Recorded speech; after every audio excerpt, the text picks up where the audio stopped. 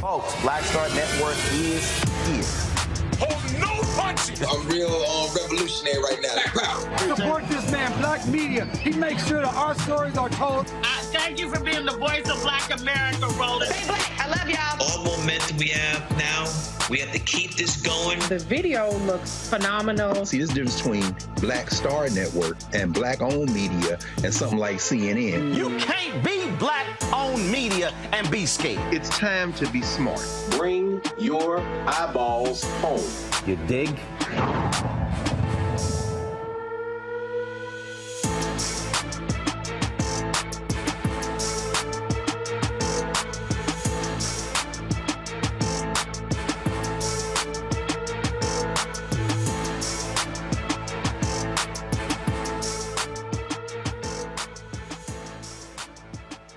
Monday, October 23rd, 2023, coming up on Roland Martin Unfiltered, streaming live on the Black Star Network. We're here in Petersburg, Virginia, where there's a crucial House race that could determine whether or not Democrats control the House. We'll talk to several candidates here about those races and discuss how critically important it is for Black voters who turn out in significant numbers in this city, where they make up a large part of the population, but are not voting at our numbers. Also, Republican Governor Glenn Youngkin changed the rules when it came to formerly incarcerated folks. We'll talk to the NAACP says it was discriminatory. We'll talk to a grassroots organization about efforts here to get those formerly incarcerated their right to vote. Also, Gary Flowers, longtime radio host here in Virginia. We'll chat with him about these critical races as well. Plus, on the national level, Democrats are seeing significant erosion among Black voters. What must they do to reach those African Americans and get them to turn out in big numbers? We'll discuss that and more right here. It's time to bring the funk on Roland Martin Unfiltered on the Black Star Network. Let's go. He's got it. Whatever the miss, he's on it. Whatever it is, he's got the scoop, the fact, the find. And when it breaks, he's right on time and it's rolling. Best believe he's knowing. Putting it down from sports to news to politics. With entertainment just for kicks, he's rolling. It's on go, roll, y'all. It's Roland Martin, Rolling with Roland now. He's funky, he's fresh, he's real, the best, you know he's Roland Martin now.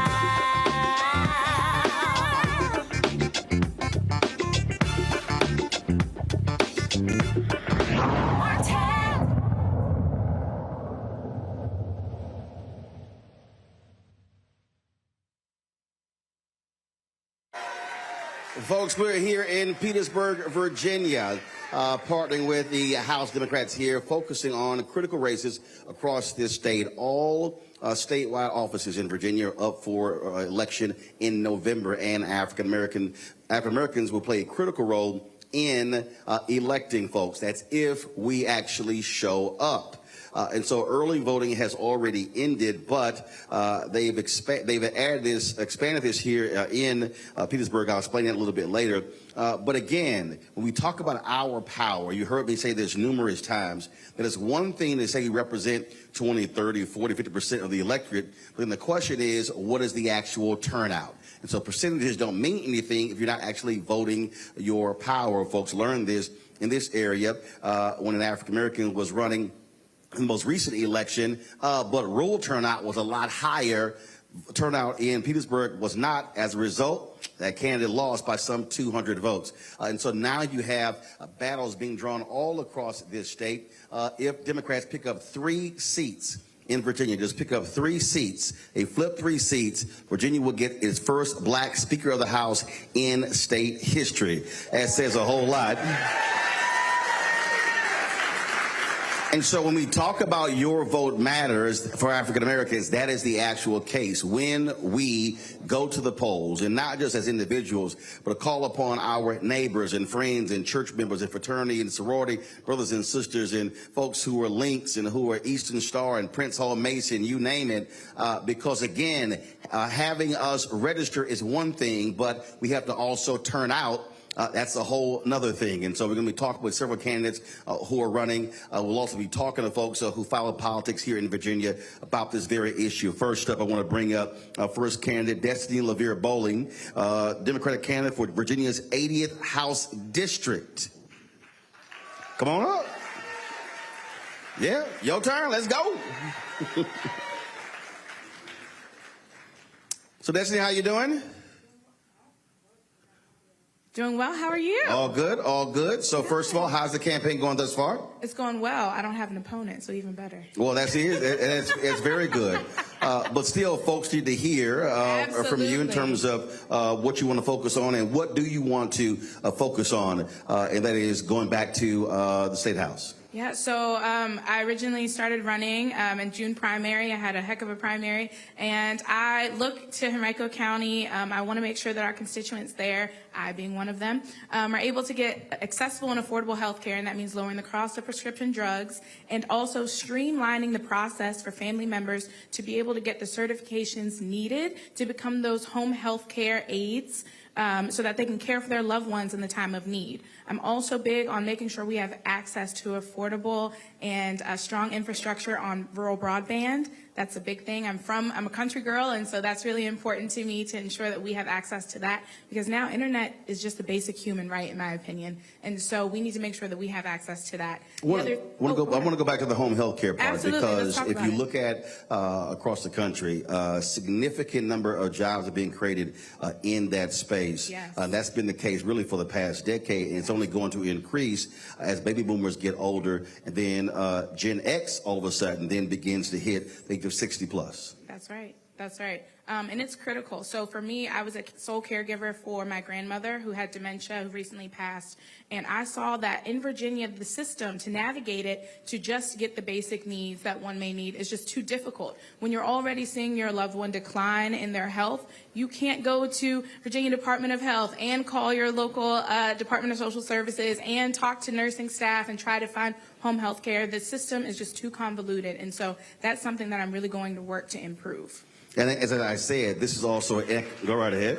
This is also an economic piece because, again, this is an opportunity for African Americans to create businesses in that space. Absolutely. The small businesses for African Americans, we know here in Virginia that we are strong in that and that we can be stronger. And home health care is a great avenue for us to improve our small business ventures. And so I'm hoping that once I'm elected, all of us across the state are going to join together and ensure that we have the opportunities needed so that we can bring back some strong jobs and great small businesses. You were talking about rural broadband, and there are a lot of Republicans across the country who are making announcements and sending out press releases touting the millions coming to their area, but nearly all of them voted against it in Congress. And so it's quite interesting to have folks taking credit for stuff they never supported. That is just the Republican way of things. That is what they do. And so for broadband, we know the Biden-Harris administration has given us that infrastructure money. And in my district, Henrico County, we had a little over 400 addresses to this day that had zero access to internet service. I'm talking about families that have small children, elderly folks who can't apply for those social services or fill out things for their retirement, something like that, because they didn't have internet access. They had to wait and go to a McDonald's or a Starbucks or drive into the city to get help. And so luckily, our board of supervisors are amazing, and they went for the VATI grant program and are now getting that money and ensuring that those residents have internet access. And that is what I'm hoping that other localities across the state are doing and will continue to do. And the state's going to make it easier for them after that grant money is distributed. But let's also talk about, because we talk about rural, unfortunately, when you look at mainstream media, whenever you hear rural voters, that really means white. And whether it's Virginia, North Carolina, South Carolina, Louisiana, many places, when you talk about rural voters, we also talk about African Americans. You better believe it. And I'm from a small area. I'm from King George County, Virginia, right in the northern neck. How many people? Now, I don't know how many people now. I can't even tell you. When you were there, what, 400, 500? Just messing with you. No, it was a little bit more than that. Add a zero. Add one more zero. Y'all had more than one traffic light? Right, just a little bit. But my graduating class was under 300 kids. Right, and so I'm talking about that kind of small. Yes, and that kind of rural. And I was used to being the only little pepper flake in a class of all white kids. And so we are talking about African Americans in the rural areas because we are the farmers. We are those that provide and pay taxes in those areas. And so we need to include those folks as well. What do you say? I'm going to play a video a little bit later. There are a lot of folks who are commenting on what's happening in Israel and Gaza, and they're commenting on people, some are expressing disappointment with President Biden, saying, I'm not going to vote at all. And I remember I had somebody over the weekend, I had to school them.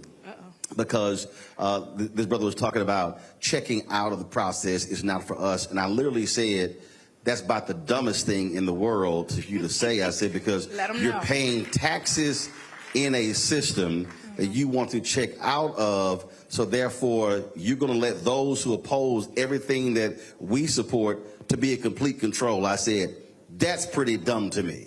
And so what do you say to that person who is watching or listening who says, you know what, I just don't believe in any of this and it doesn't matter? But it matters, because all of the laws that legislators, like whom I hope to be in a couple weeks, we make decisions on our everyday lives, right? We're doing taxes, healthcare, public education, women's healthcare rights. All of those decisions are being made in the State House in Richmond. And so, yes, you do need to get out and vote, exercise your right, because it is a right. And my grandmama fought hard for it, and so did a lot of us in this room. And so we're going to make sure that we keep it, we protect it, and that we use it and use our voices, because a vote is your voice, and everyone needs to know that. And when we talk about, because I'm a firm believer, and I say this all the time, how we have to connect the dots.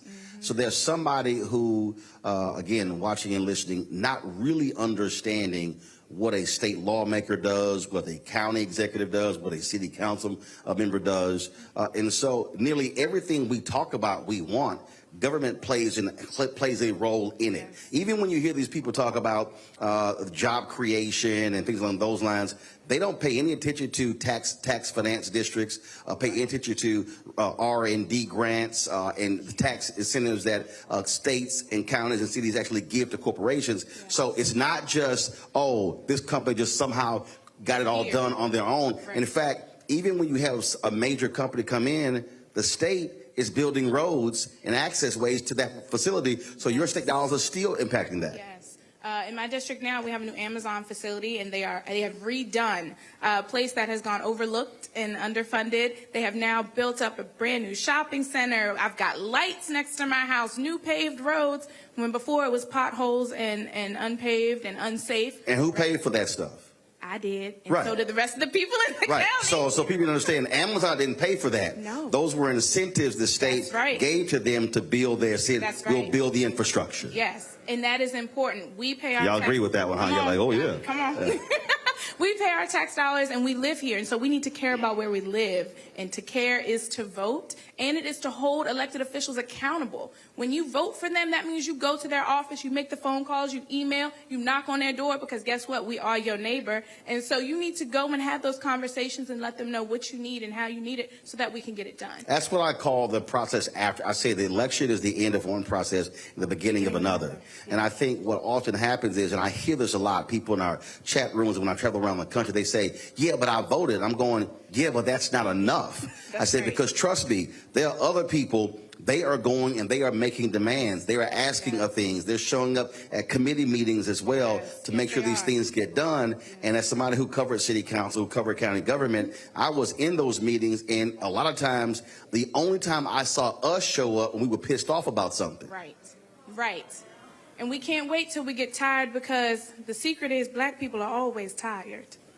Right? And when we're tired, we have to do something. We don't just go home and lay down. So we do need to show up to those meetings, whether it is at the General Assembly or locally. I don't care if it's your civic association or the Board of Supervisors or school board meetings. You have to be there because your voice needs to be heard. And not just when something goes wrong or when you feel unheard. You need to be there because things are happening with and without your knowledge. And you should be there to hold elected officials accountable. What else? A couple other things that you want to make a priority going to the State House. Yes, so I work for labor unions. I'm a union member myself, and it is crucial that we support and bolster our apprenticeship programs. That is another way for members of the Black community to get jobs and navigate our way to success in the Commonwealth.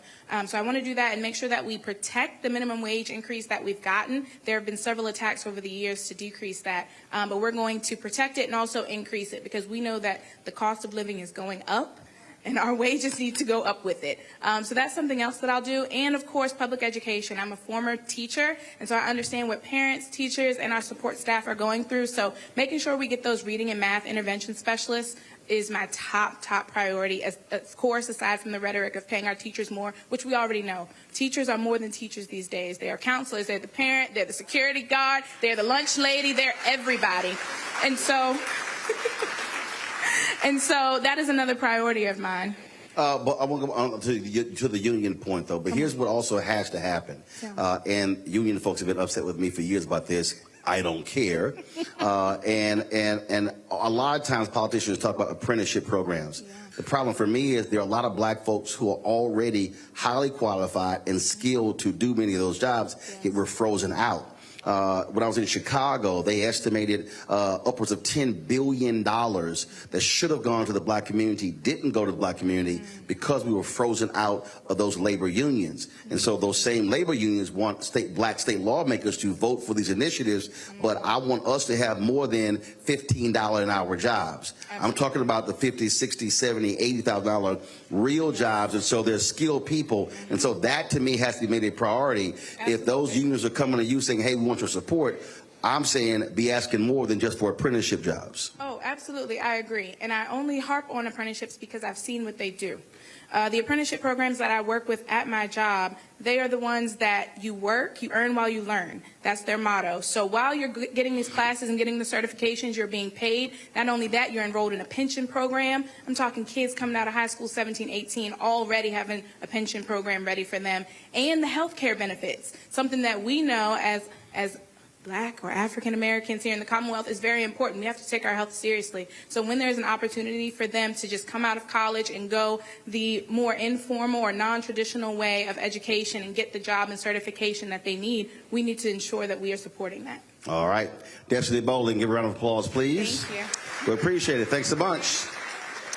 Folks, as I said, October 16th was the deadline for you to register, but you can still register through Election Day, but you'll simply be using a provisional ballot when you do go and vote. Now, remember, the deadline to apply for an absentee ballot to be mailed to you is October 27th. So you only got a few days left when it comes to that. If Virginians can request an absentee ballot through the mail, fax, or online, November 4th, of course, is the last day of early in-person voting, and the deadline to apply for an absentee ballot in person. Early in-person voting will end at 5 p.m. and November 6th is the last day a voter can request an emergency absentee ballot. When we come back, we'll talk to another candidate here. Later in the show, again, we'll be talking about how critically important it is for African Americans to maximize our numbers. Even in areas where we don't have a high percentage, if we maximize our numbers in those areas, we could literally determine elections. You're watching Roland Unfiltered right here on the Black Star Network, live from Petersburg, Virginia. Back in a moment.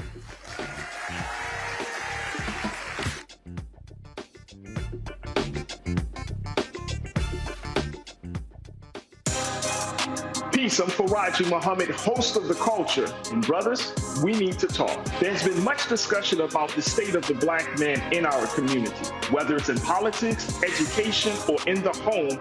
My brothers, we are struggling to lead the way, which is why The Culture will be hosting the Black Men Summit, where we'll be redefining and celebrating Black manhood. This special series will kick off on the 28th anniversary of the historic Million Man March on Monday, October the 16th at 4 p.m. Eastern Time. I'll be talking to some of Black America's most prolific, dynamic, thought-provoking Black men activists, scholars, and leaders about our role, our power, and our future.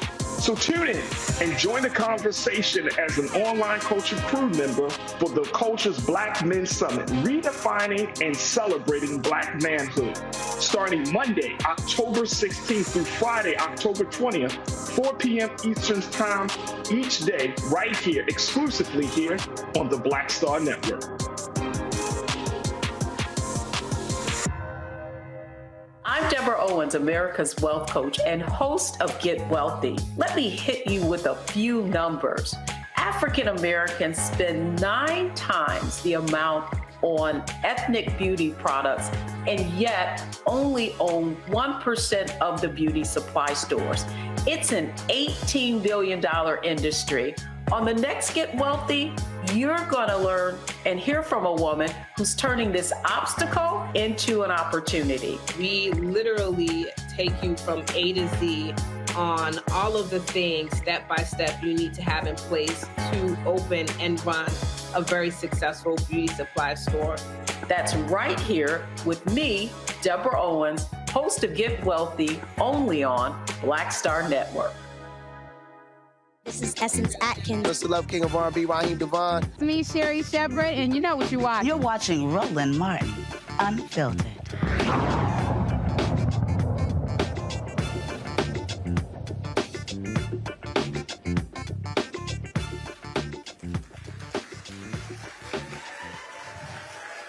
Folks, welcome back to the Petersburg Public Library. We're in Petersburg, Virginia, focusing on the upcoming election here in Virginia. But you don't just have elections happening in Virginia. They're happening all across the state. We've got a critical gubernatorial race in Kentucky where Daniel Cameron, who is the Republican, you know, he's the brother who did nothing when it came to Breonna Taylor. He's trying to become the governor versus the Democratic incumbent, Brashear, who actually restored voting rights for formerly incarcerated folks in that state. That is not a hard choice, and it ain't Cameron. Then, of course, you have the race in Mississippi as well, where you have Republican Tate Reeves, who is trying to get reelected. Presley is the Democratic opponent. This is the same Tate Reeves who admitted by saying that he refused to give Jackson, Mississippi, any funds when he was state treasurer, and they refused to fund many of their initiatives. And so that's a very close race there. A lot of people keeping their eyes on that race there. Plus, there are a lot of other local elections happening. And so no matter where you are, do me a favor. And in fact, you know, I'm still registered in Texas, and there's on the ballot there's a proposition about raising taxes to fund a pay increase for teachers. And so for folks who are watching and understand, when we talk about these elections, we're not just talking about governor, state senator, state rep. We're talking about school board races. We're talking about propositions. We're talking about bond initiatives. And so we must make sure that we're actually reading these ballots, voting top to bottom, not ignoring races, because I keep saying all the time, we talk about down ballot races. What people don't realize, when you're complaining about the criminal justice system, you're likely talking about DAs and judges who are at the root of that particular issue. When we're talking about why we don't have schools being funded, well, typically it's because a lot of us are skipping over those ballot initiatives, those propositions that are on the ballot as well. And so please make sure that you're educated no matter where you live about what is happening in your area. So check right now if you have local elections. I know lots of people, they say, I don't watch the news. I don't feel like it's too much bad stuff. Well, then when stuff happens, then you go, oh my God, I didn't know. That's because you're spending more time watching the Housewives show and then watching Zeus Network than actually watching stuff that's actually critically important. And so also make the effort to tell your friends and family members, can't nobody eat at my table if they ain't registered to vote. Straight up. Any family member who even comes out of their mouth, I'm not voting, I'm just letting y'all know. Hashtag team whip that ass, we'll show up. Just letting y'all, let y'all know how I was raised, because mom and dad have been voting. They just retired from being election judges. Did it for the past 10, 20, 30 years, and so again, that's how I was raised, and so it's in my DNA. So we don't play around when it comes to elections. All right, let's bring in our next candidate right now, Deborah Gardner. She is running for Virginia's 76th House District. Deborah's a single mom, small business owner, former social worker as well. What kind of business? I have executive. Turn the microphone on. I'm about to coach you to turn that microphone on. You got it? Just flip the switch up. Yes. There you go. All right. What kind of business is it? It's an executive coaching business. All right. Gotcha. So if you are elected, what will you do for small businesses? What I will do for small businesses, especially here in Virginia, is make the process a little more easy for them to navigate. I'm actually a macro business, which is very, very, very small business, but I have to jump through the same hoops that larger corporations have to jump through in the county that I live in Chesterfield. And that is a deterrent to small businesses thriving in our county and in Virginia as well. Now, you graduated from North Carolina Central, and so what is your plan to grow and expand our HBCUs in Virginia? Well, I am a proud graduate of North Carolina Central University, and my plan for that is to make sure we continue to fund those public HBCUs and to be able to get our children more interested in going to those schools. You know, sometimes we act like we have to go to these Ivy League schools or some of these big Virginia schools, but we can just go down the list of all the important people who have graduated from HBCUs. And I'm a very proud alumni of an HBCU. You serve on a number of different committees dealing with substance abuse and drug abuse, and mental illness is one of the issues that a lot of people keep talking about, especially in this state. You'll have these mass shootings, and those who love the NRA will talk about, oh, mental illness is a problem, but then they turn right around and refuse to fund mental illness. And so speak on that in terms of what you want to accomplish in the Virginia House. While some people are in crisis and mental crisis when they actually commit those shootings, that doesn't mean that all these people have mental health issues. And when some of them just evil. Some of them, and I also worked in the prison system, and I've actually walked down death row, and there are some bad people in this world. And I think Republicans take the easy way out by saying with these shootings, we need to add more money for mental health. Well, we do need to add more money for mental health, but we also need to get some of these guns off the streets. Speak about that, because again, it's a constant battle, and you hear these people who talk about, oh, this is a gun-loving state, but this notion of unfettered access to guns is just completely nonsensical to me. Yeah, and how many of you, I'm from rural North Carolina. My family had a family farm. We had members of our family who hunted. But how many of you need an assault weapon to shoot baby? Not many people. So that means you can't hunt. That's just that. If you need that, you just can't hunt. You're right. And so we need to make sure, and especially in Virginia, we're open carry. You can go in the grocery store. Many of you, especially in this area and in my area, know that we have a legislator who goes into the grocery store, the Walmart, packing. What do you need to be packing for going in the grocery store? There is no reason for that. So we need to get a handle on this open carry in Virginia. And you got to go through a class. You've got to get your driver's license. You've got to take tests. You've got to take a road test. But you can just get a gun without having to ever have shot a gun. And I think we need to get control of that as well. I started my career as a social worker, and we had to train with a police officer and a social worker because we took people's kids. We had to have training for that. So I'm a gun owner. So you got to have training as a social worker, but not to have a gun. Yeah, you do. Now, I'm not the Republicans. Y'all got y'all trackers in here, so you got to write this down. That's stupid. Okay, go ahead. I'm sorry. You said you're a gun owner. Go ahead. Yeah, I'm a gun owner. But I'm a responsible gun owner. I have a daughter. I make sure my gun is locked up. I made sure I had training. I made sure she took classes to understand when she was little that this is not a toy. This is not something you play with. So I'm not saying that people should not own guns. We just need to be responsible, and we need to set better laws governing that. What kind of gun you got? You got a big gun or a little gun? Little gun. You got a little gun? Yeah. Okay, I'm just checking. All right. A Glock. I ain't got a gun. I shot a gun one time, and I was like, this is a grossly overrated experience. It is. It I'm really like, is. I'm going to play golf. Y'all can keep this stuff. But we don't need weapons of war to be shooting, hunting, or getting food or anything. You just don't need that. Absolutely, absolutely. I do want to talk about the drug problem that we do have because, again, unfortunately, there's this attitude from many Republicans across the country to lock them up. You got, of course, crazy Arkansas Senator Tom Cotton, who actually said, we don't lock up enough people in the United States, which is clearly the dumbest thing I ever heard. And that's one reason why his state is so broke.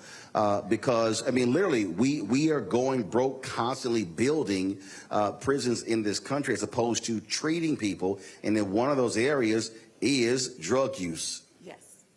I started my career, like I said, as a social worker, and I basically started out working with veterans who had PTSD. What we were doing back then, I'm dating myself, that was back in the 70s, we were treating them for substance abuse issues, but they were dually diagnosed. And so we have to make sure when we're locking people up that we're giving them the services they need. I worked in corrections, and we had reentry programs because what people don't realize that 95% of the people we lock up are going to come back into your neighborhood. And if we don't provide them with the services that they need, what's going to happen? They're going to do the same thing, and they're going to make you a victim, and they're going to be back in the system. And it costs more to house them than it would to treat them. I've never understood somebody who would say, we don't need to provide any services to these folks, just lock them up, throw the key away. That's just the dumbest thing I've ever heard. And then when they get out and they commit a crime, then they go, oh my God, what happened? 'Cause, fool, you didn't want to do anything while they were there. Well, this is even dumber, Roland. When I first started working at Criminal Justice Services, before we had reentry programs where we did give them services, we used to take prisoners from maximum security with leg irons, waist irons, take them to the probation office, unshackle them, and then they turn them out on the public. These people had no services, and been locked up for years. You know, most of them didn't have a license, didn't have any means to access the legitimate economy, and then we turn them out onto our friends and our neighbors in our communities. That's dumb. Yeah, that's dumb. That's pretty dumb.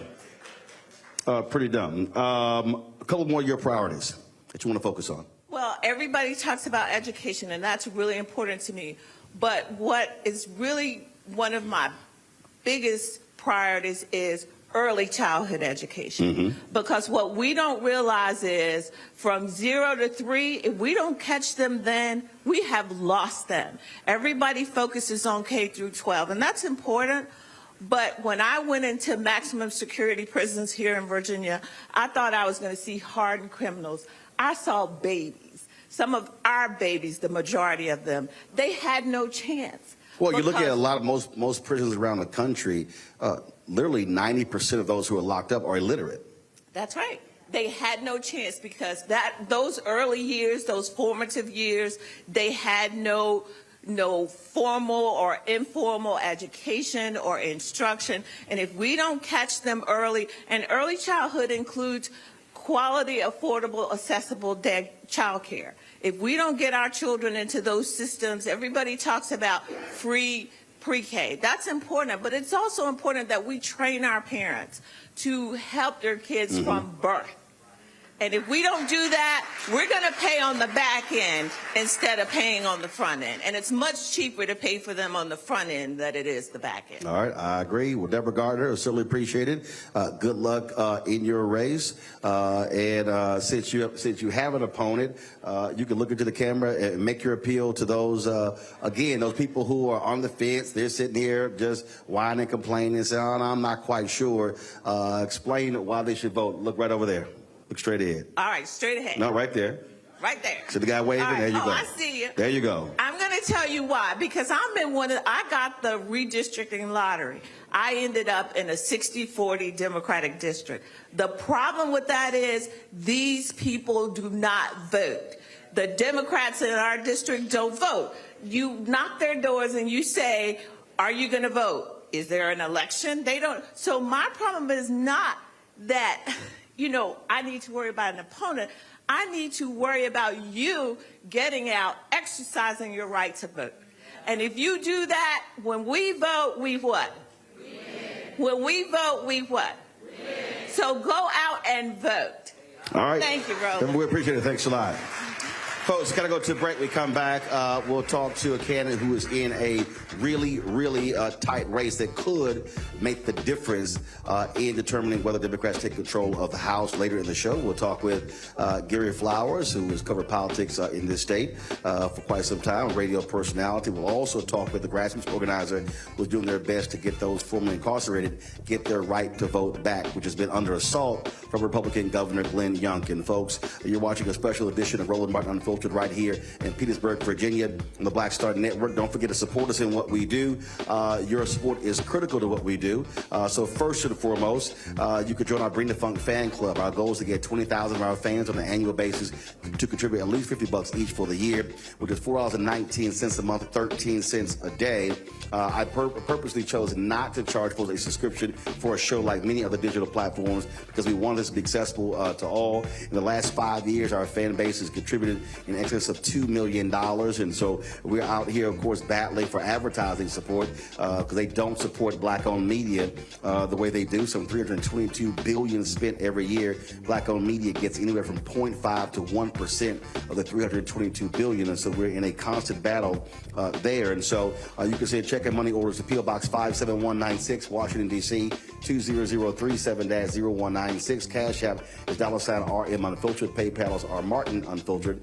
Venmo is RM Unfiltered. Zelle is Roland at RolandSMartin.com. Roland at RolandMartinUnfiltered.com. Be sure to download the Black Star Network app. We're available on all the platforms: Apple phone, Android phone, Apple TV, Android TV, Roku, Amazon Fire TV, Xbox One, Samsung Smart TV. Speaking of that, you can also watch our 24-hour, 7-day-week live streaming channel. You can see all of our shows live. You can also see the live news conferences and other events that we showcase. You can check us out on Amazon News. So if you got an Amazon Fire Stick, you can go to Amazon News, check us out. You can tell Alexa, play news from the Black Star Network, so the audio will play there as well. You can also see our 24-hour streaming channel on Amazon Freevee, on Amazon Prime Video. You can click the live TV grid. You'll see our network right alongside ABC, NBC, CBS, and the others. And of course, you can also check us out on Plex TV as well. I'll be right back.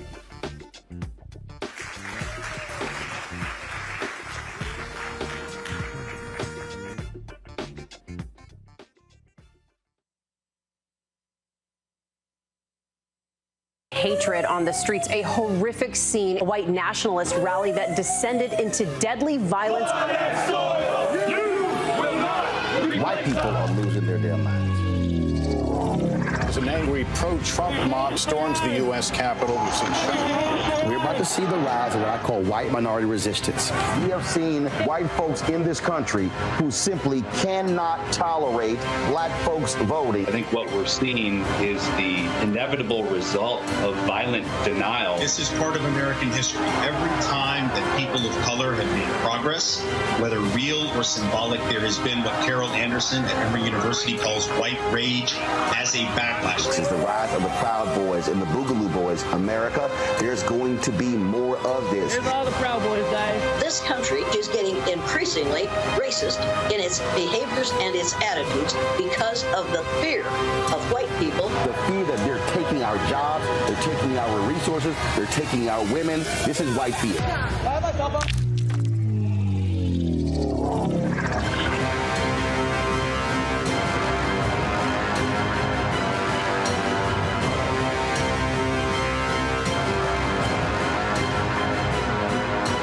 Next on The Frequency with me, Dee Barnes, actress, writer, and advocate Rae Dawn Chong is here to discuss her childhood and break down her life in Hollywood, a show you don't want to miss. Well, even at my peak when I was getting a lot of stuff, as soon as I was working a ton, I heard people whispering, oh, we don't want to pay her because we're giving her a break.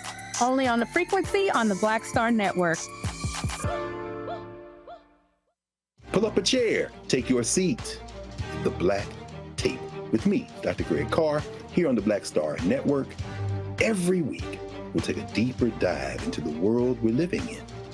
Join the conversation only on the Black Star Network. I'm Jo Marie Payton, voice of Sugar Mama on Disney's Louder and Prouder, Disney Plus. And I'm with Roland Martin on Unfiltered.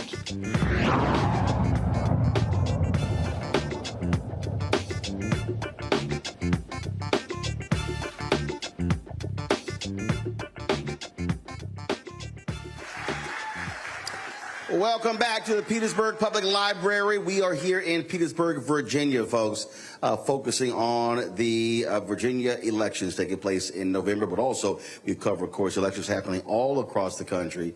And one of the most watched races in the country, but especially in this state, is the 82nd House District. It is a tight race.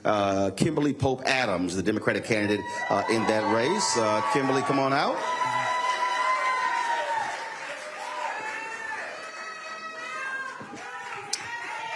Kimberly, glad to have you here. So you are running, trying to flip a seat here in Petersburg from red to blue.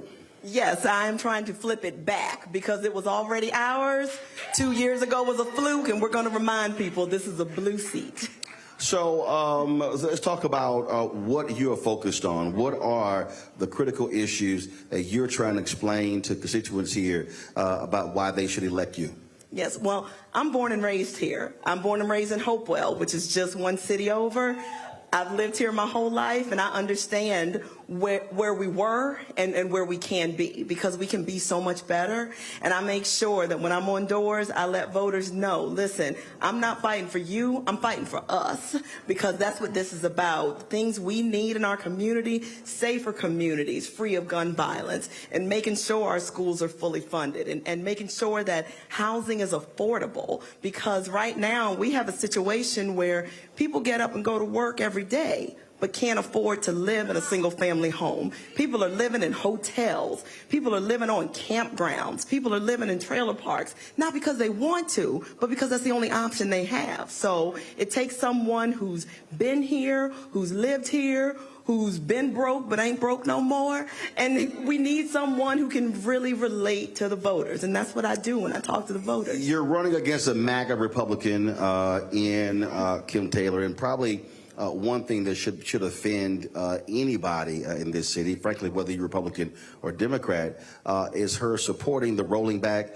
of voting rights, which, again, I still think is one of just the dumbest things in the world. All these people run around talking about praising our military, saying, oh, they're fighting for our freedoms, but one of the things that they do here is try to cut access to the ballot, cutting back early voting, and things along those lines. So talk about that. Yes, and let me remind people, the reason we have 45 days of early voting is because Democrats had the trifecta in 2020 and 2021. So we are the reason we have the 45 days of early voting. And to be honest, it's so hypocritical of them, because our governor, Glenn Youngkin, he comes out in that charter bus and red vest and makes it seem as though early voting was something that he came up with, and encouraging his supporters to vote early. But let me tell you something. We know what they're up to, and we know if we don't regain the House and keep the Senate, if Republicans get the trifecta, they are going to roll back all the progress that we've made, and we got to make sure that we continue to move forward, not backwards. One of the areas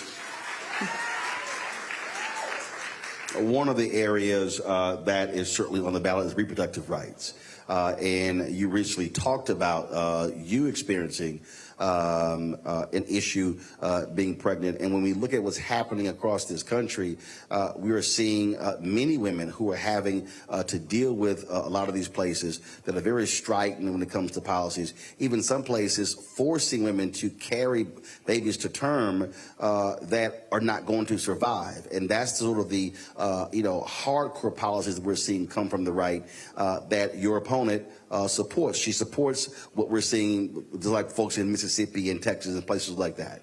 Yes, she does. And let me tell you, for whatever reason, Republicans try to make it seem as though the only topic is an elective abortion. Let me tell you something. I had a miscarriage. I had a miscarriage at 12 weeks, and I know that when I was at my doctor's office, the options that were given to me once we knew there was no longer a heartbeat, those options would go away. Those medical procedures would go away if we were to have an abortion ban. So this isn't just about an elective abortion. It can be a matter of life and death.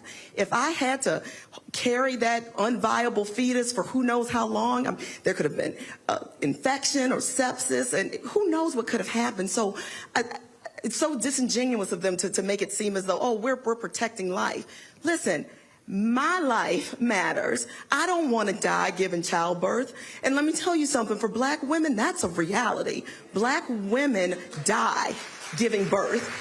And we should not ignore that. And it doesn't matter what your income is. I mean, no. Serena Williams, she's married to a billionaire. She's a multimillionaire, and she was facing a serious issue where her health could have been compromised. Absolutely, absolutely. So we have to make sure that this health care is accessible, affordable, and remains legal. Go ahead. You talked about My Life Matters, and we played the clip before the show where I had a black conservative on my show. This was our State of the Union show, and every time she comes on, she wants to make the show about abortion. So I was like, okay, fine, since you want to go there again. And then I challenged her on what this concept of being pro-life is. And it's stunning to me when I listen to Republicans, white, black, Latino, Asian, Native American, doesn't matter, talk about being pro-life.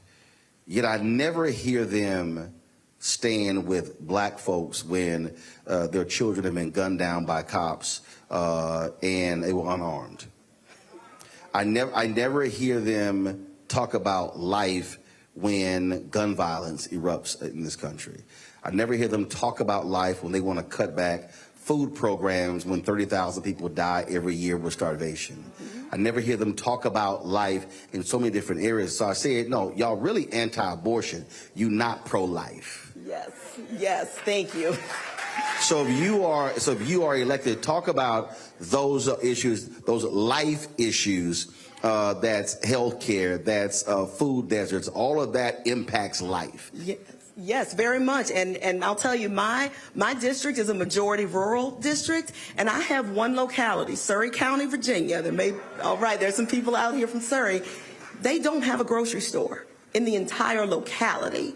So when we talk about a food desert, that's not something we're just talking about in the abstract. These are real life situations that are happening to us. When we talk about a healthcare desert, we have people who have to drive 1-2 counties over just to get urgent care, just to get something outside of just a basic pharmacy. So again, like I said, for me, and I am a rural Democrat, I live in Dinwiddie County, and we, thank you, and we're here, we are tax-paying citizens, we're gainfully employed, but when it comes to having the resources, that just seems to be overlooked. So again, we need to make sure that we voice our opinion, and we make sure we do that at the polls. And I'm going to tell you, City of Petersburg, if you're in here tomorrow, you've got early voting until 9 p.m. tomorrow. There is no excuse.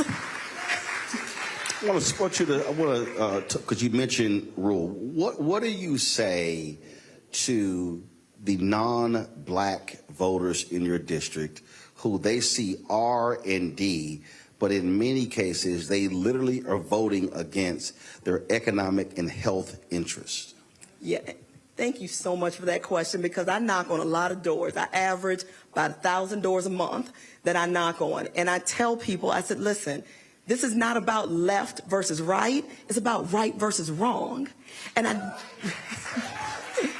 I need people to understand that sometimes we can get so caught up on labels that, again, like you said, we vote against our best interests. So sometimes when I'm on doors, I say I'm the candidate for House of Delegates, and I see where the conversation goes, because it's so interesting when you leave the party affiliation out of it.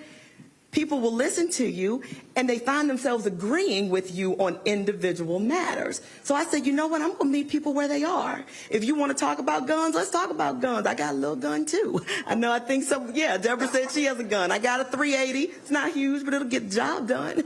So it'll stop you. It'll stop you. So if that's the way the conversation goes, and that's where I go. If we start talking about public schools, knowing that we don't have a private school in my locality, then that's where I go. But again, it comes down to meeting people where they are, not being polarizing. I said, listen, I'm not here to talk about red versus blue. Let's talk about green. And let's talk about getting some money in this district and getting the things we need in the 82nd. Let's talk about money, because I do get a kick out of when Republicans complain about people who got money during COVID. I remember Senator Lindsey Graham was whining and complaining about people getting money, getting unemployment money, saying, well, there are no incentives to work. And what was just the dumbest thing in the world when he said, we need to get these people back to work because they're making more money unemployed than they were working. And I went, does that fool realize what he just said? That if a person is making more money through unemployment than the job they had, maybe there's a problem with the job they had and what they were paying.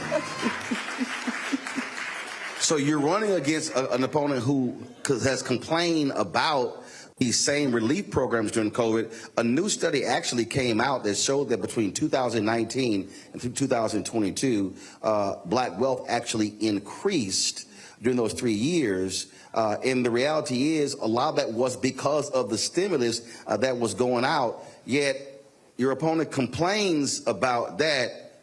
But didn't your opponent get some PPP money? Oh yeah, let me tell you. Where's the camera? Which camera? Can I talk to? Right her? there. All right.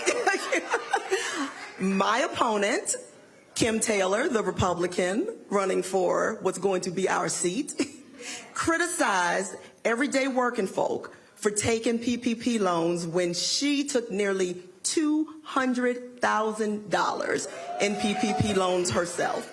Hold on. She criticized other folk for taking COVID relief money, but she took COVID relief money to the tune of almost $200,000. Wow. I didn't get that much as a stimulus. Did you guys get $200,000 as a stimulus? No. I think all our show all we got was like $38,000 in PPP money. She got 6 times more money. Yeah, so the hypocrisy is real, and it's right in front of us. I mean, Republicans try to make it seem like they're the ones that own, fiscal responsibility and those types of topics. Listen, we are smart, we are capable, and we are going to show them on November 7th why Democrats deliver. But again, we talk about again, corporate tax breaks and money and resources. Like one of the things that just drives me crazy when I see city, counties, and states, including Virginia, give tax breaks to corporations, but they complain when employees want to get paid higher wages. And you sort of have this sort of back and forth. So explain, again, what your opponent did to hook herself up in corporations, but not take care of employees. Yeah, so let me be clear. My opponent has not had much legislation while she was in office, and we'll do something about that soon. But she wrote a bill and voted and was passed this tax loophole, in essence, that benefits only the type of business that she and her husband own. So they own automotive businesses. I don't own an automotive business. I don't know if anyone else in here does, but the legislation that was written and the tax loophole that was written only benefits automotive businesses. Only, like no other businesses? Nope, only the automotive business. That's self-dealing. Huh. Which is why herself needs to get out the way so we can get some things done, all right?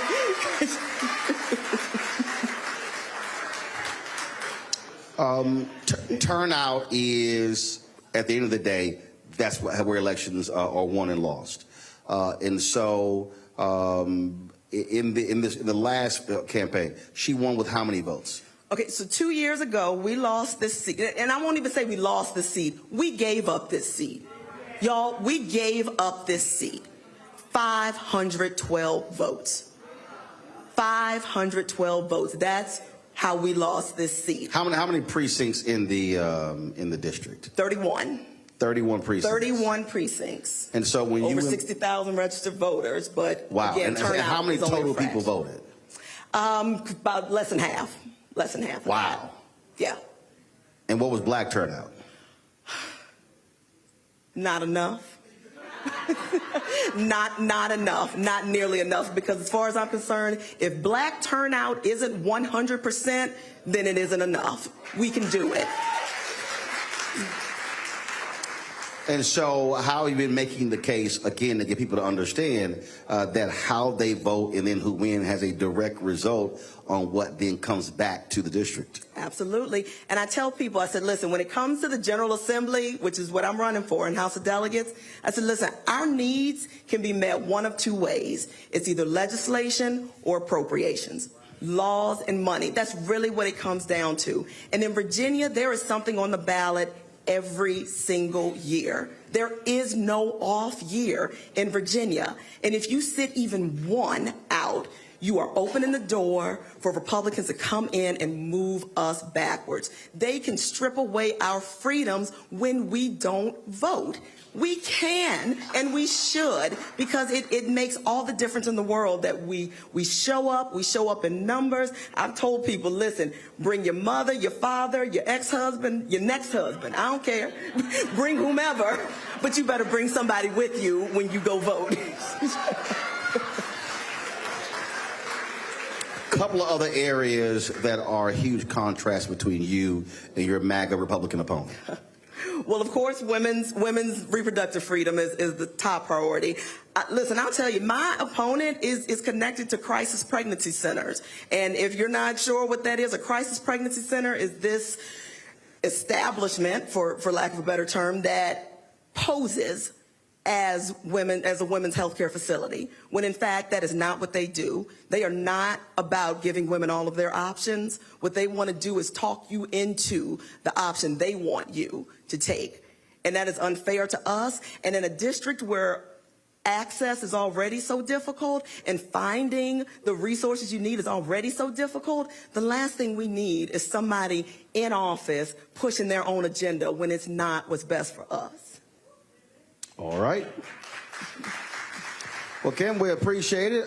Good luck in this race. Again, it is very tight. It's going to come down to a few votes, and that's why I keep saying that, you know, every vote does indeed matter. I got to remind people, when there was a tie in this state, and then they had to go to a tiebreaker that did not involve folks actually voting, that can be avoided when we turn out with our proper numbers. Absolutely, but we can make sure that doesn't happen, because we can run up the numbers. We can run up the numbers. Early voting, like I said, tomorrow, Petersburg, you can early vote until 9 p.m. tomorrow. So folks get off work, they can't complain, say, oh, no, all you got to do is go by, vote, and then go home, fix your dinner. That's right. That's right. There you go. All right. Kim, we appreciate it. Thanks a lot. Thank you. Folks, going to a break. We come back, we're going to talk about restoring voting rights to formerly incarcerated in Virginia. Also talk to prominent Virginia radio host in the state as well. Plus, we'll talk about on the national level, again, what we're seeing when it comes to black voter participation. It's actually decreasing, and we'll talk about why that is happening. You're watching this special edition of Roland Martin Unfiltered right here on the Black Star Network, live from Petersburg, Virginia. We'll be back in a moment.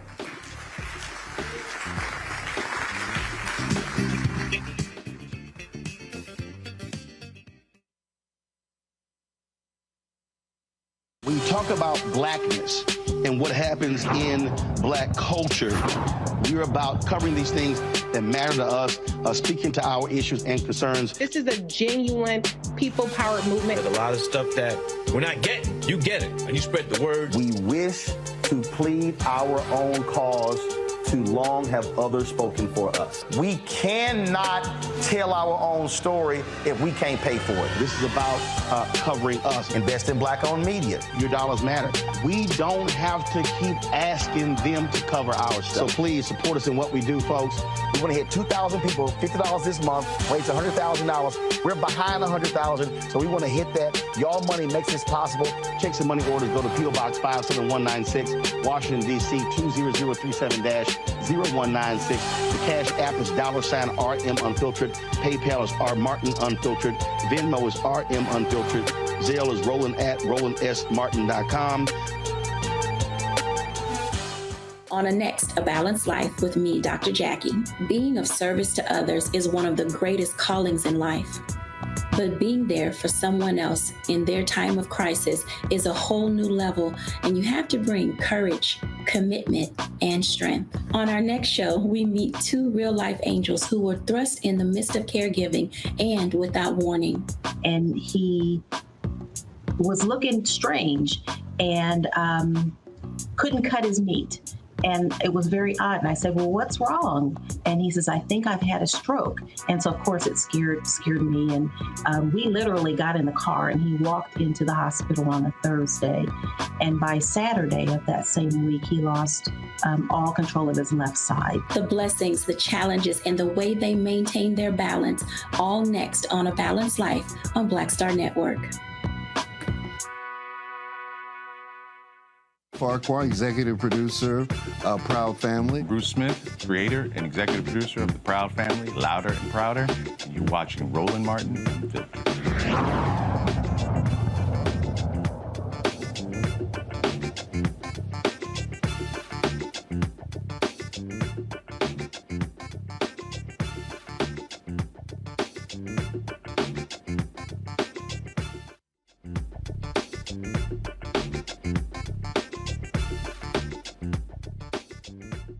Back to the Petersburg Public Library.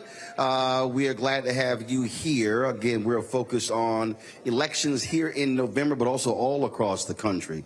And what we are seeing, we're seeing, again, millions and millions of dollars being spent on both sides, but also what we have to understand is that our vote matters. There's a mayoral election in Houston. Congresswoman Sheila Jackson Lee is running in that race against a longtime state official who's a Democrat, but who's getting major support from Republicans in Houston because they want to take back the mayor's mansion. You've got races in Kentucky and Mississippi. We just had the races in Louisiana. You got runoff there in 3 positions. You had porous black turnout in Louisiana for Democrats as well. And so what we are emphasizing, and I need people to understand that this is serious business.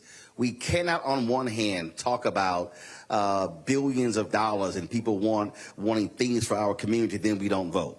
I literally had to smack a few people on social media over the weekend who was saying that we should check out of this system. Then one person then said to me, we should not be looking at a party. We should not be looking at the candidates. We should be focusing on us. And I'm going, well, that's kind of dumb, because you kind of got to look at the candidate and what the issues are, and you kind of got to look at parties, because you can vote for your one candidate, but if they're not in control, then they don't control the levers. We saw Republicans in Louisiana now have a supermajority in that state. They have a supermajority in Texas, in Florida, in Mississippi, in Tennessee.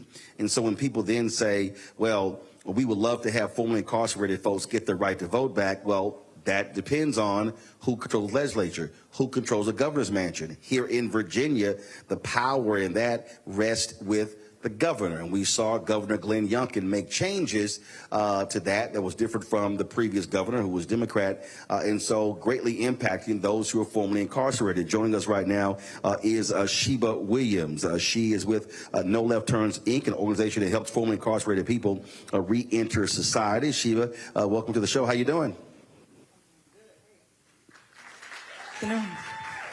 So for folks who don't know, what exactly, and I always tell people elections have consequences. And so it was a national story when formerly incarcerated people, thousands, got their right to vote back when Terry McAuliffe was the governor. Things changed when Glenn Youngkin became the governor. So just to be clear, Bob McDonnell reinstated my rights in 2013. He was a Republican governor. So it's not just a Republican or Democrat issue.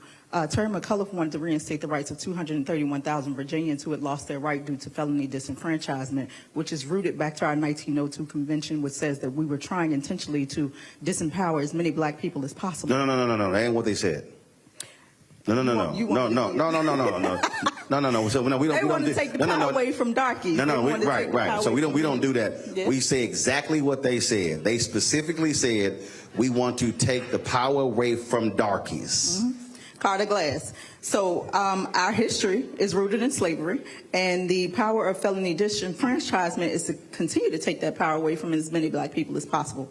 So our governors have continuously improved the process. They removed the process from being a 38-page document to a 2-page document to a 1-page document to an online process that takes about 2 minutes to do.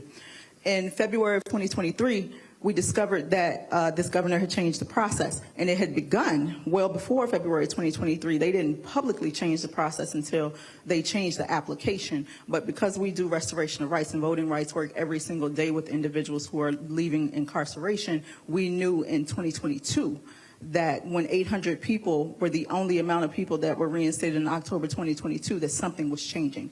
We did not have proof until February 2023. I sent that to our elected officials. The administration kept saying, oh, we operate by grace, but there's no concrete documentation of what the criteria is.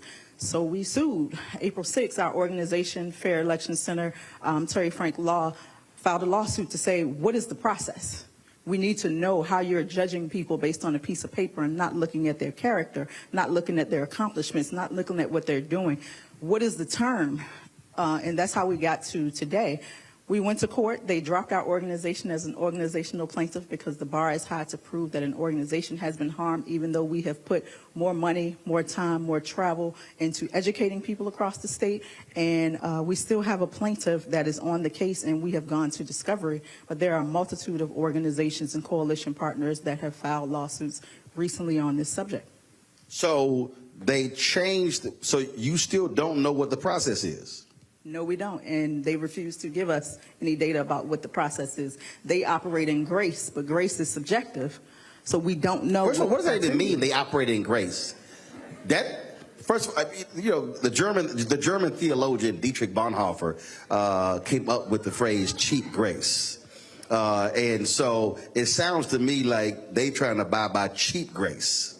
If we knew what grace was under their terms, we would have concrete operations to tell people how they can get their voting rights back when they are completed all of the terms of their sentencing. So just be clear, and see, and this is what I was trying to make clear to these simple Simons this weekend, because it kills me, and I'm being real clear, this is a bunch of these ADOS FBA people who are stuck on stupid.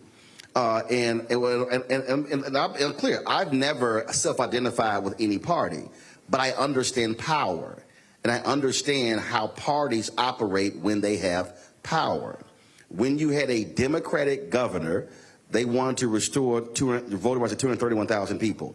He wanted to do it en masse. They then sued and said, oh, no, you have to actually do it individually. He's like, fine, I'm just going to sign all these letters.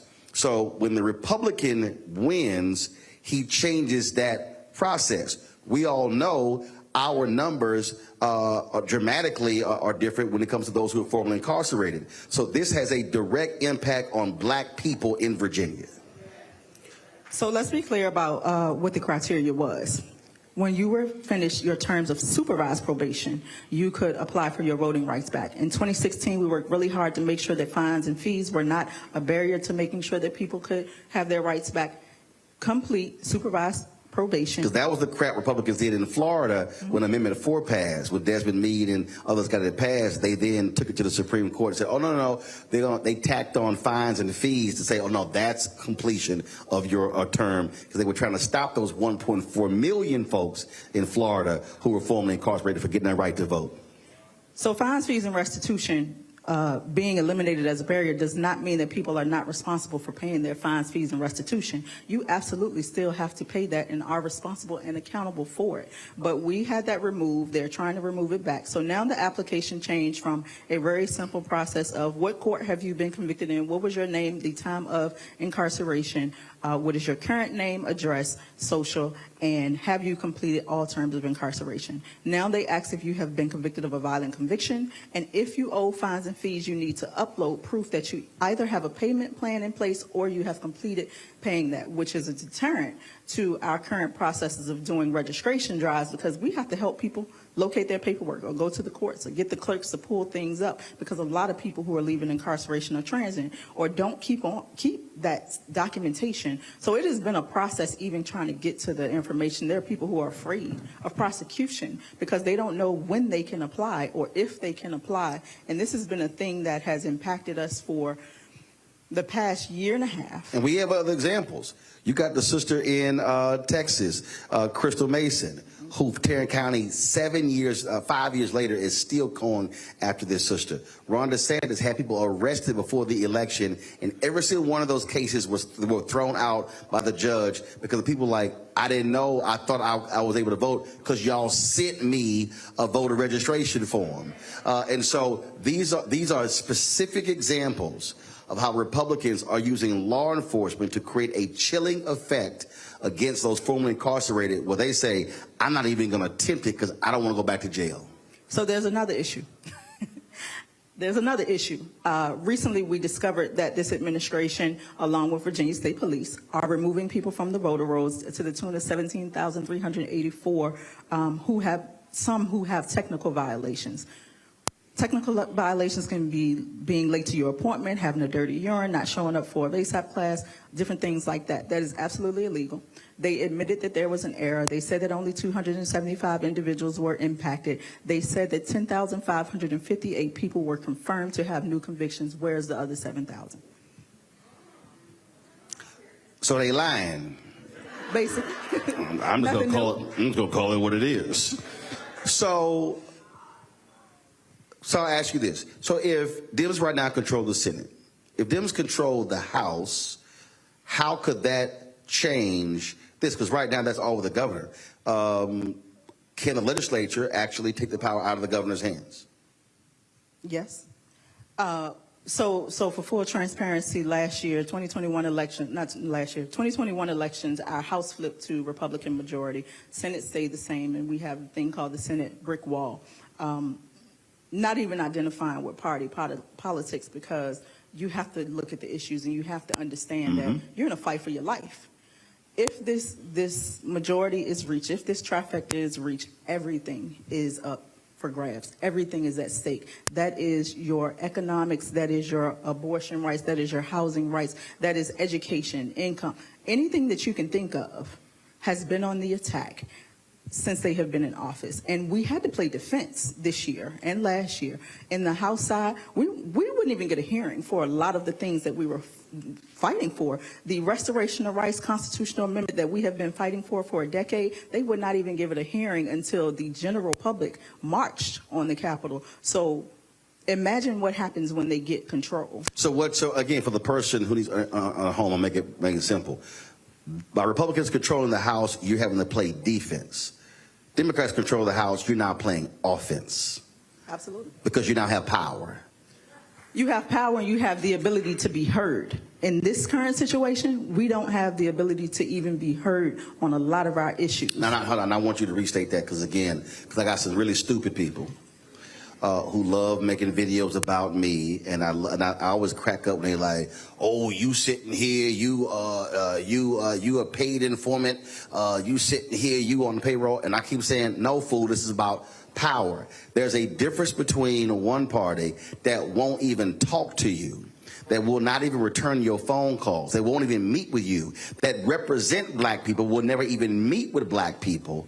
I said, yet facts are facts if you have, in most cases, because you do have some stuck on stupid Democrats. I said, but in most cases, if you have a Democrat in the position, you actually have an opportunity to actually talk, communicate, legislate, and be able to get something done. Absolutely. There are a few Republicans who listen and carry out bills. There are a lot of Democrats who do. There are a few who don't. But when we're talking about having a hearing for something that has been brought forth by the people, we weren't even getting a hearing in the room. They wouldn't even docket a lot of the issues that we fought for. So we have to be intentional about who we put in position to represent our issues, because you can vote, but if you don't follow up, if you don't lead, if you don't show up at the General Assembly, if you don't serve on boards and commissions and jury duty that everybody avoids, if you don't show up for those things, you can't complain about who's in position. So I'm going to ask this question, and this is not a partisan question for the organization, but it's fact-based. If Democrats regain control of the House, you stand a better chance of being able to get voting rights restored for formerly incarcerated people, yes or no? In my most nonpartisan voice, absolutely, because those are the people who showed up in the past to give us the hearing for a constitutional amendment to be passed to take the power out of the hands of one individual, not just this administration, but Governor Northam, Governor McAuliffe, Governor McDonnell, and everybody who came for him, because this fight has been going on for a long time. And again, for the people who don't understand power, the way to get it done is to get power. Not always trying to be on the defense, not trying to figure it out. And then when you get the power, you actually use it. Get power and keep power and support power. We got to keep showing up. It can't just be at the ballot. You got to keep showing up for the people who are fighting for what you believe in. Who identifies with your values? You have to show up en masse year round, not just at the ballot box. Final comment, I'll say the same to you. You can look at that camera right there. So again, there's a brother or a sister, in many cases a brother, who's out there who is saying this stuff don't mean anything. I hear what you're saying, but both parties are the same. All politicians are evil. I'm not wasting my time. What do you tell him or her? Your vote is your life. If you don't like the way that people are representing you, run for office. When you get your civil rights back, you don't just get the power to vote, you get the right to run, serve on a jury, be a notary public, and cast your ballot. If you don't like who's in position, stand up and we will stand behind you. Sheba Williams, we appreciate it. Keep up the good work. Thanks a bunch. Folks, going to go to a break. We come back. We're going to chat with my man, Gary Flowers, a Virginia radio talk show host. Also, we got a couple other candidates who are here that I want to ask them a few questions. Plus, the audience, we're going to take some questions from you as well. So looking forward to that. Folks, you're watching Roland Martin Unfiltered on the Black Star Network, live from Petersburg, Virginia. Don't forget, again, to support us in what we do. We launched this show 5 years ago. Everybody and their mama said, it's not going to work. It's not going to be successful. Even when we reached out to the people at YouTube, they were funding a lot of different shows. They literally said to me, hey, black folks not gonna watch news. We proved everybody wrong. We started this, we had 157,000 subscribers on our YouTube channel. We're now at 1.15 million. In the 5 years, not only has this show grown, but we've exceeded more than 1 billion impressions. Our views have reached more than 700 million views in that time. In addition to that, we've been able to launch our 24-hour, 7-day-a-week streaming channel, our OTT platform as well, and we've done all of that with a very small amount of money. I talk about all the time. There was another news site that was launched by 2 white journalists. One of them you constantly see on MSNBC and Showtime, John Heilman. John's a great guy. They raised $32 million. Listen to me, y'all. They actually launched this around the same time we did. They raised $32 million and they went out of business at the end of last year. We launched this with pennies. We launched this with about $350,000 of my own money, one sponsor, and they couldn't figure out a business plan in 5 years. We've been able to do so, and so they got sold, and I think one person is still there, but we're still growing and thriving. But I keep saying, I don't want black-owned media to be surviving. I want us to be thriving. And so we can't, just like we talk about on the voting side, we can't complain about what we don't have if we also do not support it. You can't complain about something saying, oh, man, we need services for our community and roads and bridges and street lights and parks and stuff like that, but then we don't vote. That's where we actually get it from.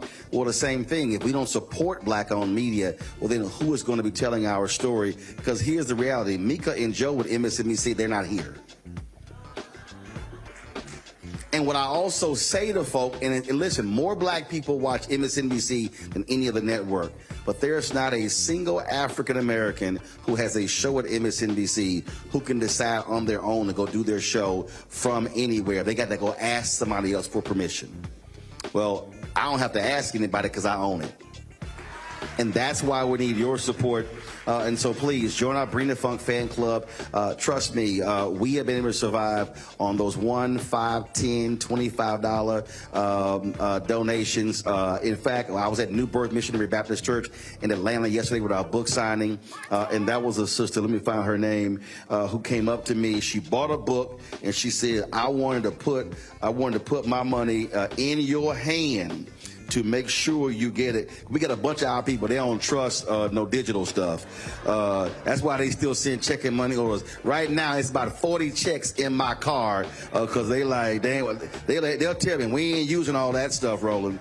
So she came up to me and put her $40 in my hand, and she said, now make sure my name show up, because every Friday we run the names of all our donors. So let me shout out, my goodness, where is it? Oh, Victoria Barton. Victoria Barton. She's like, here's my money. So y'all out there, send your checking money order to P.O. Box 57196, Washington, D.C. And wait a minute, Anthony, did we get some checks from people? We were in Virginia. Didn't you give me those checks? Okay, making sure. All right, making sure you ain't still carrying around your backpack. All right, send your checking money orders. P.O. Box 57196, Washington, D.C. 20037-0196. Cash App, $RM Unfiltered. PayPal, R Martin Unfiltered. Venmo is RM Unfiltered. Zelle, Roland at RolandSMartin.com. Roland at RolandMartinUnfiltered.com. You get my book, White Fear: How the Browning of America is Making White Folks Lose Their Minds, and they are. You can also, of course, get that on Amazon, all bookstores. You get the audio version. Yeah, I did the reading myself on Audible as well. And all proceeds of ours for the book go right back into the show.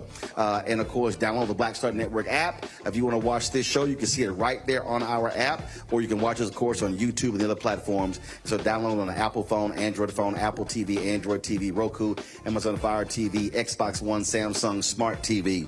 We'll be right back.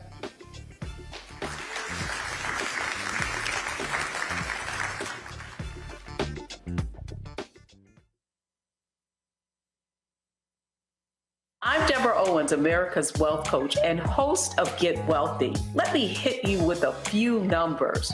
African Americans spend 9 times the amount on ethnic beauty products, and yet only own 1% of the beauty supply stores. It's an $18 billion industry. On the next Get Wealthy, you're going to learn and hear from a woman who's turning this obstacle into an opportunity. We literally take you from A to Z on all of the things step by step you need to have in place to open and run a very successful beauty supply store. That's right here with me, Deborah Owens, host of Get Wealthy, only on Black Star Network. Peace, I'm Faraji Muhammad, host of The Culture. And brothers, we need to talk. There's been much discussion about the state of the black man in our community, whether it's in politics, education, or in the home. My brothers, we are struggling to lead the way, which is why The Culture will be hosting the Black Men Summit, where we'll be redefining and celebrating black manhood. This special series will kick off on the 28th anniversary of the historic Million Man March on Monday, October the 16th at 4 p.m. Eastern Time. I'll be talking to some of Black America's most prolific, dynamic, thought-provoking black men activists, scholars, and leaders about our role, our power, and our future. So tune in and join the conversation as an online culture crew member for The Culture's Black Men Summit, redefining and celebrating black manhood. Starting Monday, October 16th through Friday, October 20th, 4 p.m. Eastern Time each day, right here, exclusively here on the Black Star Network.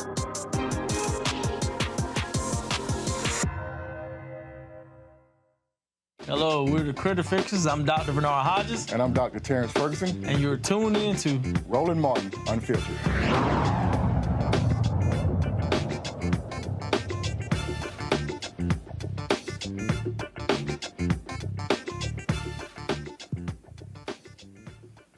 All right, folks, welcome back to Petersburg Public Library here in Petersburg, Virginia. We're talking Virginia elections. We're also talking, of course, election season overall. Joining me right now is Gary Flowers, host of The Gary Flowers Show, WOL Radio out of Washington, D.C., longtime host in Richmond, Virginia. Gary, of course, has worked Rainbow Push with Reverend Jesse Jackson. Gary's a great guy, except for the fact he belongs to a very junior fraternity. It's all good. It's a nice little youth group. Nice little youth group. For the record, every man of Alpha Phi Alpha has to have an Omega service before they put in the ground.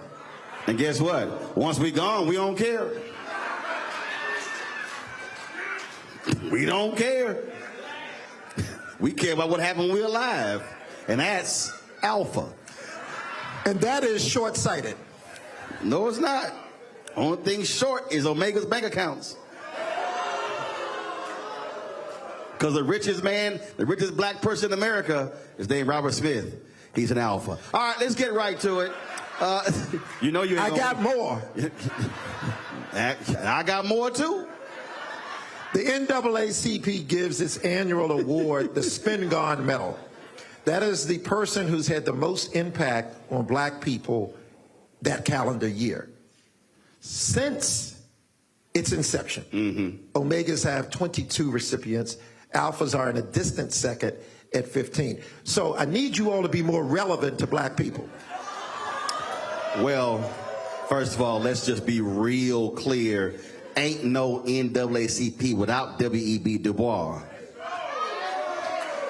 You might as well go and leave it alone, Gary. I got a whole lot more in my back pocket. You ain't gonna win this one. Hey, you know you ain't gonna win this one. And then he quit the You ain't gonna win NAACP. it because the Omegas came in running their mouths. You don't want it. You ain't gonna win this one. So I'm just letting you know right now. It ain't gonna go well for you. It ain't gonna go well for you. You came here to talk about voting, right? Get Absolutely. to the point. Because Alphas, we have our voting initiative that's long and distinguished. Voter people's a hopeless people. But what y'all got? More. With fewer members. All right. And more elected officials. Now, see right there. Right now. Oh, yeah, in the history of Omega, we have more elected officials than Alpha. Gary, right now, we got more Alphas. You research a lot. You got Unfiltered. Gary, you need to put a filter on that. Gary, we got so many Alphas in Congress, we can have a chapter. Y'all got 2. I said in the history of voting rights in this country. Meet in a phone booth. In the history of voting rights. Let's go ahead and get to it. Get to the point. Let's get to it. I love these. Somebody said, Roland, respect your elders. Yeah, he older, but I look better. All right. I got some fool on the chat, and I got to deal with this. What's this fool's name? And see, I love these people who think I don't pay attention. Oh, but I do. Somebody goes by Percy Miracles. So this fool tweeted, no tangibles, no vote. Now, a lot of these people, these FBA ADOS people, they keep saying that. And I keep trying to explain to people, first of all, somebody running for office can't give you anything because they're not elected. That's one. So it requires them being elected. So therefore, if you don't vote, fool, you can't get any tangibles because they actually can't make it happen unless they win. It's hard for some of these people to understand politics 101. Well, I'm glad you said 101 because the great philosopher Stevie Wonder said, if you believe in things you don't understand, you suffer from superstition. And so before we talk about that response, let's go to 101 politics in America. First of all, we don't have a democracy. We live under a constitutional republic. No one in this room or in the listening audience or viewing audience has an affirmative right to vote in the United States Constitution. What you talk about, Gary Flowers? No, we don't. And Roland was with us in 2000 when we went from Florida, the stolen election, to the Supreme Court of the United States.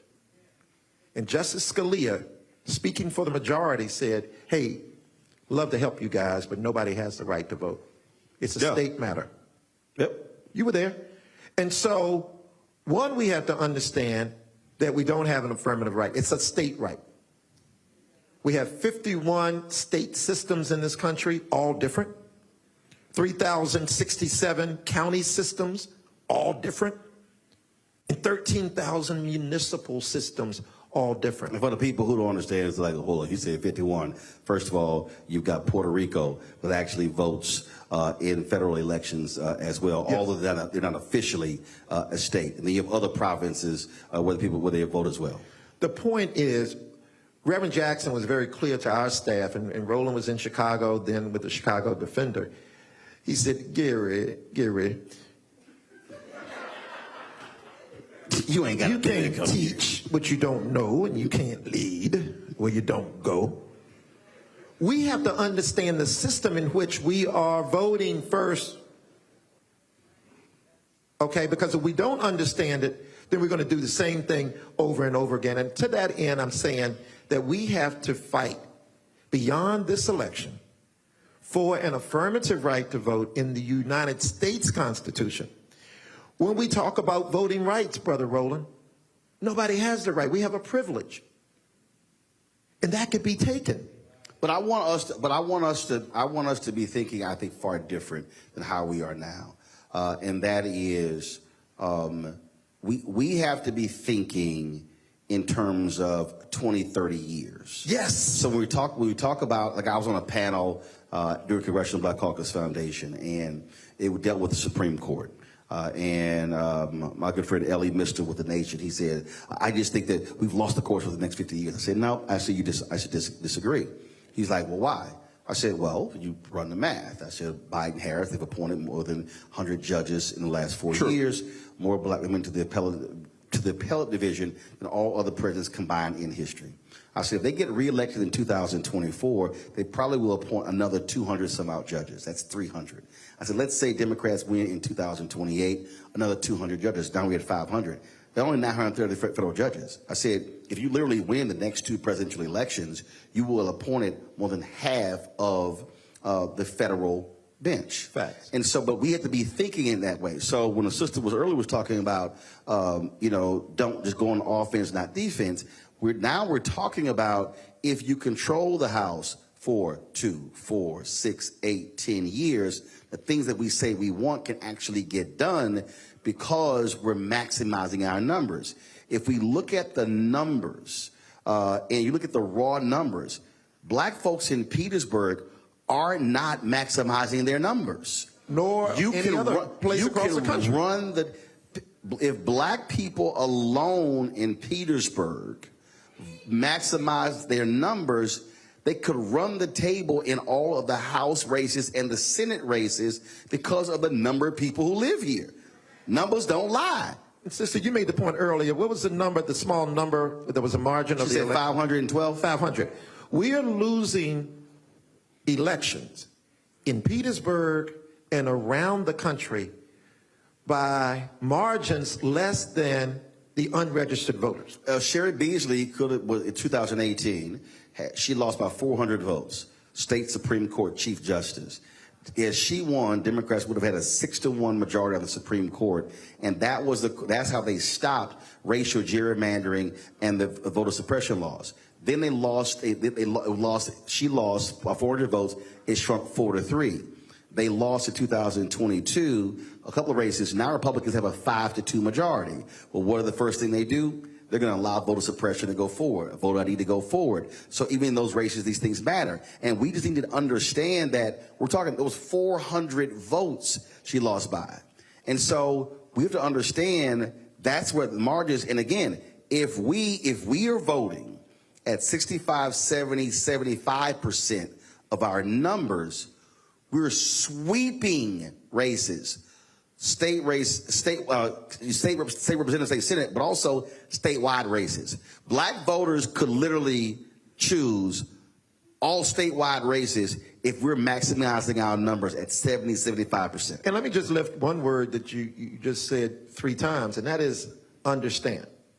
Proverbs 4:6 reveals that beyond wisdom, you have to get understanding. If we don't understand from a civic perspective, first let me say thank you for those who came out in this hall tonight and those who are viewing, because at least it means that you care. And that's the first rule, to care. I've got brothers and sisters in my circle, distant family members who don't care. And we're all fighting through that. But we have to understand the system. There was a time in church that Sunday school did not mean Jesus wept. It was citizenship education. They were teaching the Constitution. They were teaching how to take the voter exam. And so we at least have to get back to that. Go back to your respective churches and ask the pastor, he or she, to have a civic engagement ministry. And within that ministry, there may be 2 or 3 congressional districts represented.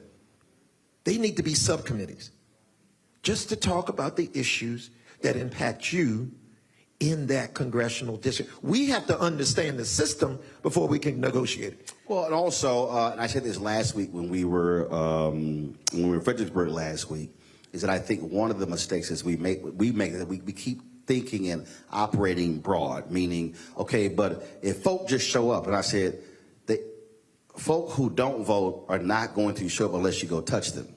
And so voting data is public. You could literally go pull the data to see in that last election what were the votes in each precinct in the district. And if you pull that, you will see what the lowest precincts were. With organizations in here, whether you're Alphas, Omegas, or AKs, or Deltas, again, Prince Hall Mason, if you are non-Greek, if you're talking about getting folks out to vote, you could literally, if you go in and say, we're going to target the 3 lowest voting precincts, and if you all of a sudden say, our goal is to get half of those folks in each precinct to turn out and support the candidate, you win.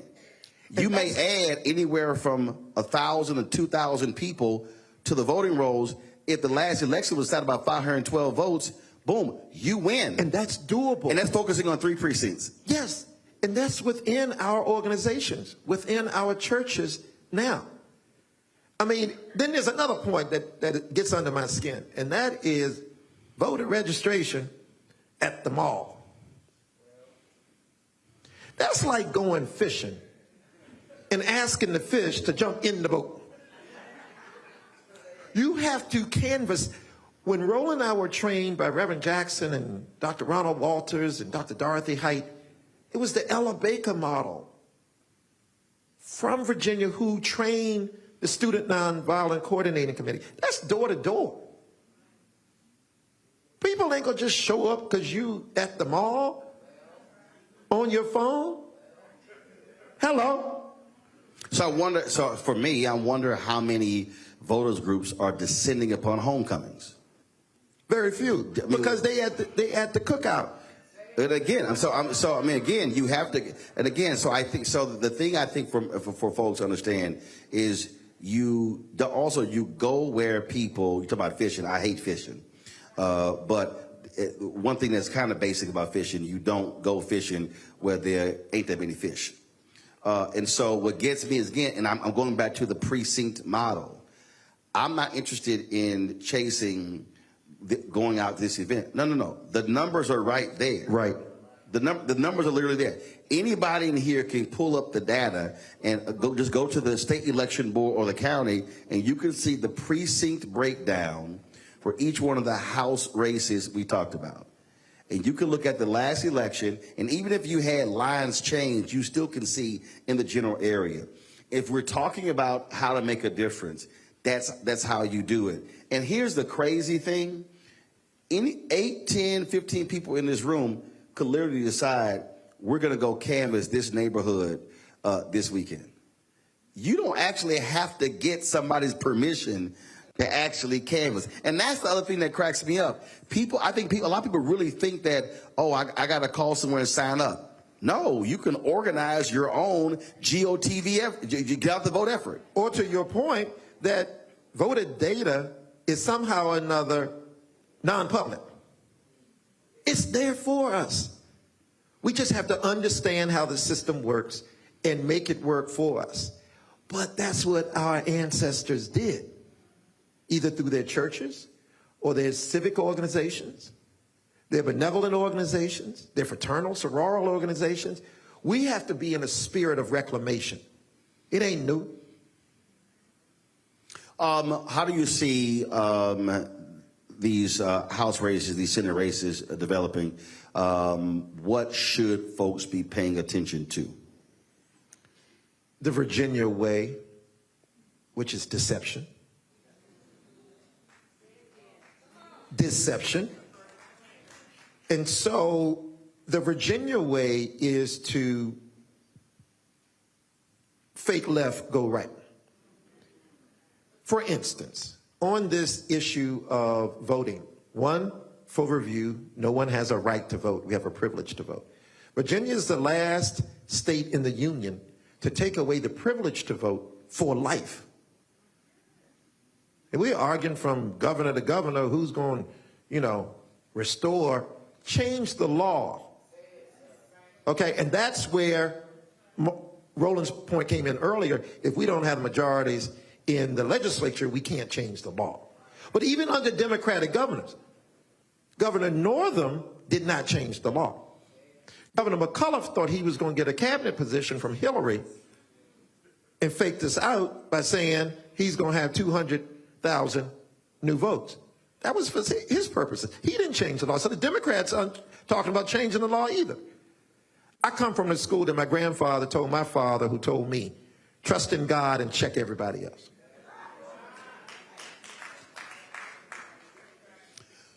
Last question for you. All right, we don't have much time. It is October 23rd. Only a few days left. Again, that's the most important poll. Who actually shows up?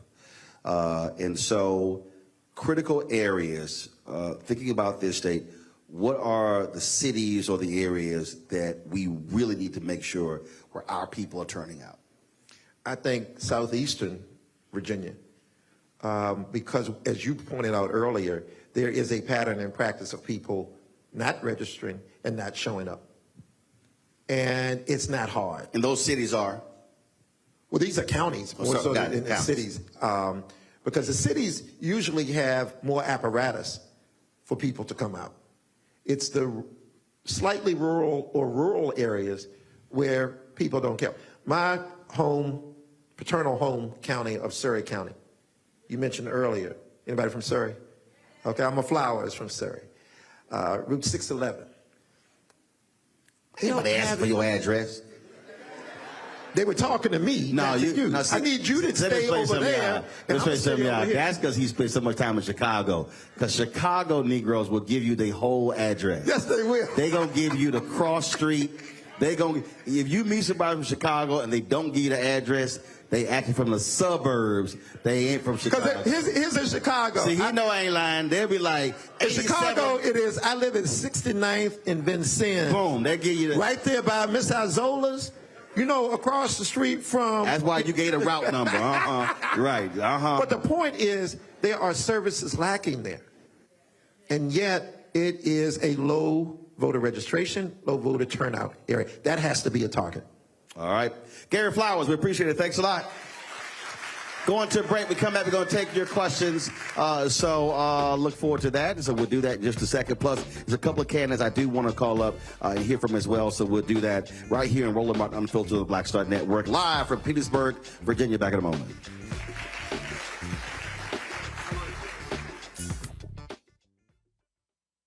On A Balanced Life with me, Dr. Jackie. Being of service to others is one of the greatest callings in life.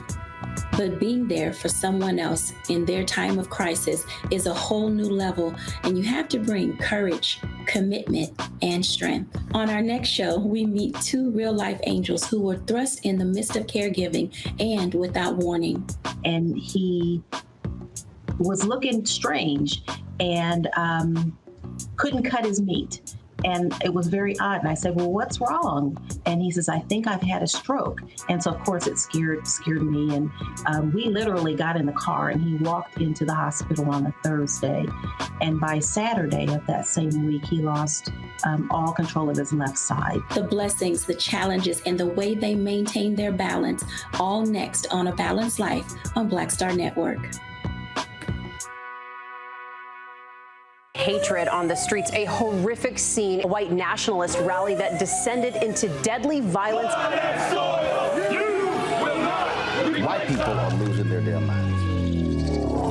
As an angry pro-Trump mob storms the U.S. Capitol, We're about to see the rise of what I call white minority resistance. We have seen white folks in this country who simply cannot tolerate black folks voting. I think what we're seeing is the inevitable result of violent denial. This is part of American history. Every time that people of color have made progress, whether real or symbolic, there has been what Carol Anderson at Emory University calls white rage as a backlash. This is the rise of the Proud Boys and the Boogaloo Boys. America, there's going to be more of this. Here's all the Proud Boys, guys. This country is getting increasingly racist in its behaviors and its attitudes because of the fear of white people. The fear that they're taking our jobs, they're taking our resources, they're taking our women. This is white fear.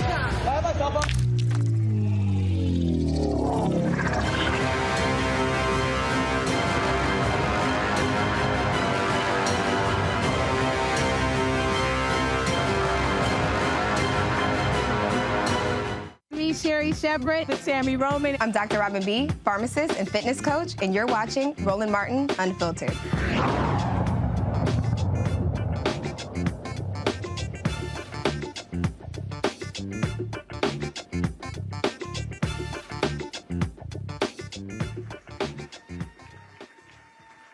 All right, folks, welcome back to Petersburg, Virginia. Nathan McKenzie is running for the state senate. Nathan, come on out. Grab the microphone there. If elected, what do you want to do? Sure. Okay. The short answer is really bring a tone of empathy and community when we're drafting policy. I think that we are in a time of change in the General Assembly here in Virginia, and there's an opportunity for us to truly represent our people, not just with propaganda, let's just say, or talking points when you're on the campaign trail, but actually be involved in our community in many ways and bring that grassroots effort and energy into the General Assembly. What issue specifically? Well, we already talked about abortion. We already talked about what's happening in our educational system. But one of the areas of opportunity throughout Virginia that we glanced over briefly was food deserts, right? And I can't express how impactful that is in so many communities. I started my, let's say, political career here in Petersburg, Virginia, and the food desert epidemic really does affect every household, every citizen, and especially when it comes to our youth and their ability to perform in the classroom. And so it's a less understood issue, but an opportunity for us to change so many lives, not just in the immediate sense, but also in the long term. You're focusing, when you say you're focusing on working families, what does that mean? So we all know that we're struggling economically right now. Post-pandemic, a lot of families have lost loved ones, struggled with their own personal professional jobs, and just trying to make ends meet. And let's just be honest, too, it hasn't gotten better. We already talked about the minimum wage being an issue. And what we need to do is not only be sensitive to those issues, but also understand how that impacts so many families on a mental health standpoint, on the ability for them to thrive in their communities, be engaged in the political process, let alone, we talked about engagement before and folks coming out to vote. Well, they're not connected because they're dealing with so much on a personal and professional level that disengages them to be a part of this process. One of the things that, when you talked about the issue of education, and I don't understand why this is constantly controversial. You have these people who are running around showing up at school board meetings, yelling about CRT that doesn't exist, which shows that they're not actually educated.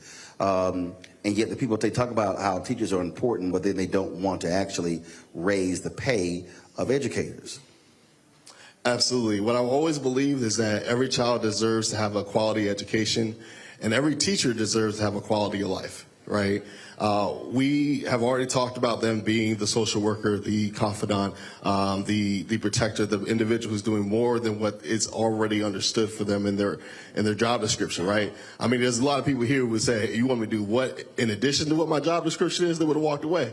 But we also know that they are the connecting point, let's just say, between the child and the parent in many ways, right? And so when we talk about funding our schools and supporting our teachers, we need to make sure they have the resources to ensure that the child has the ability to grow as a person and as an individual, but also academically succeed as well.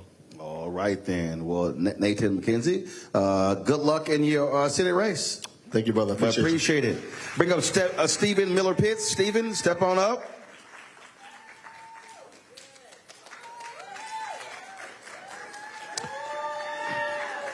Stephen, you're running for delegate. One of the areas that Republicans love to attack Democrats on comes to police, yelling defund the police. But you've made it clear you fully funding police and sheriff's departments. Yeah, explain. Absolutely, because as an Iraq and Afghanistan war veteran, I understand coming back, we need safer communities, right? And so we need more funding in the communities, right? And so I really want to fully fund the sheriffs and police, but what type of funding and where the funding goes. So I'm really knowing how they spend the money and making sure the resources are there in the community. When we talk about mental health, de-escalation tactics, and things of that nature, hiring other qualified personnel to our police forces, so we really have a community effort. So it's not all on the officers from doing their jobs, but they can call on their partners who have different qualifications in the community so that our community can get the resources that they need. You're running in a race a lot of people not paying much attention to, but you're really spending time hitting the ground, going door to door. Yeah, absolutely. You know, when I spent time in the mountains of Afghanistan, just myself, but knowing people were watching, I know people out here are watching. And so somebody told me earlier that they see me on TV, so I'm making noise. I think the unique thing is for the Republicans to stay in office, for Youngkin to do what he needs to do, they need to take spotlight off of races like mine. Races that are so unique, where there's enough people. My district is suburban, urban, and rural, right? There's a gambit of things that are happening in my district that once I flip this seat, Youngkin and everything goes away because they can't hold. See, we're talking about flipping the House, but what we need to have is veto control, right? Where we can do what we need to do legislatively, and what he does doesn't matter because you know what? They're doing it in North Carolina. They're doing it in North Carolina, Tennessee, Mississippi, Florida, Mississippi, Alabama, Texas. Absolutely. So we have an opportunity. We have over 2 weeks left. Over 2 weeks left to get people excited, come out and vote. And we can have veto proof here. We got a historic number of people of color running, over 50 plus individuals running for 140 seats. That's a significant chunk of the state legislature, looking like people that come from the communities that we want to help. And so that's why I'm running, because my community is one of those communities. And as a professor at Virginia State University, teaching government, understanding how it's supposed to work, and once you put those individuals in office. And so I'm not beholden to anybody, right? I'm here by the grace of God, still living. Everybody in my household is gone that I grew up with, but I recognize, because I'm building my house, that I need to be the example for the communities where Hopewell City is my majority minority, and they get overlooked because where I live in Chester, that's where my opponent lives. So everything falls in Chester, and Hopewell gets left behind, right? But what I will make sure that I return to Hopewell, the resources to Hopewell, Prince George, the food deserts, everything, the whole gambit. There's no single issue on the ballot, right? Everything is connected. And so me teaching government, I understand. That's why you have different departments, right? But everybody works in conjunction with each other, right? And so one of the things that Republicans are unique and able to do is make these things single issue things. But I was talking in Prince George early on Saturday at the Pecan Festival. There's no single issue, right? If I want to fully fund schools, right, I got to worry about the students, right? Do they have everything they need at the household, right? So then that's affordable housing, right? Do their parents have a livable wages, right? That has an impact on what they can and cannot do in the house. So when they come to school, my teachers aren't stressed out because the students have everything they need to be successful and learn. And more importantly, what I keep saying is, schools, their primary job is to educate, not be social service centers. Absolutely, absolutely. And so, absolutely, you know, I was on a call, the Virginia Nurses Association last week. My opponent was on their first time that we were in the same space, right? And you know, you said something slick, deception, Republicans. She did some trickery, right? A little truth and then sprinkled with the falsehood, right? So Hopewell has a clinic within the school system, and so she made some comments and then she said it was open to the public, right? And so that's not generally true, right? Because if it's in the school system, it operates during school hours, right? And so if the students are there, they're good, but the parents should be at work, right? But the other thing is, you don't just want anybody walking into the school.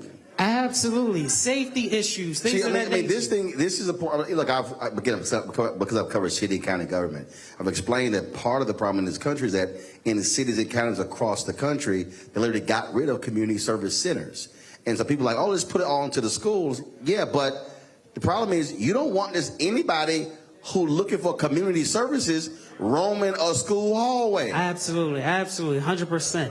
One of the other unique things, you know, when you talk to other candidates, and one of the things on the ballot, you know, we have these developers. I love that the development and the growth, but it's not matching with our infrastructure, right? And so you said something unique. We in my part of the county, there's a lot of development, so housing's going up, but they're not pulling up new schools.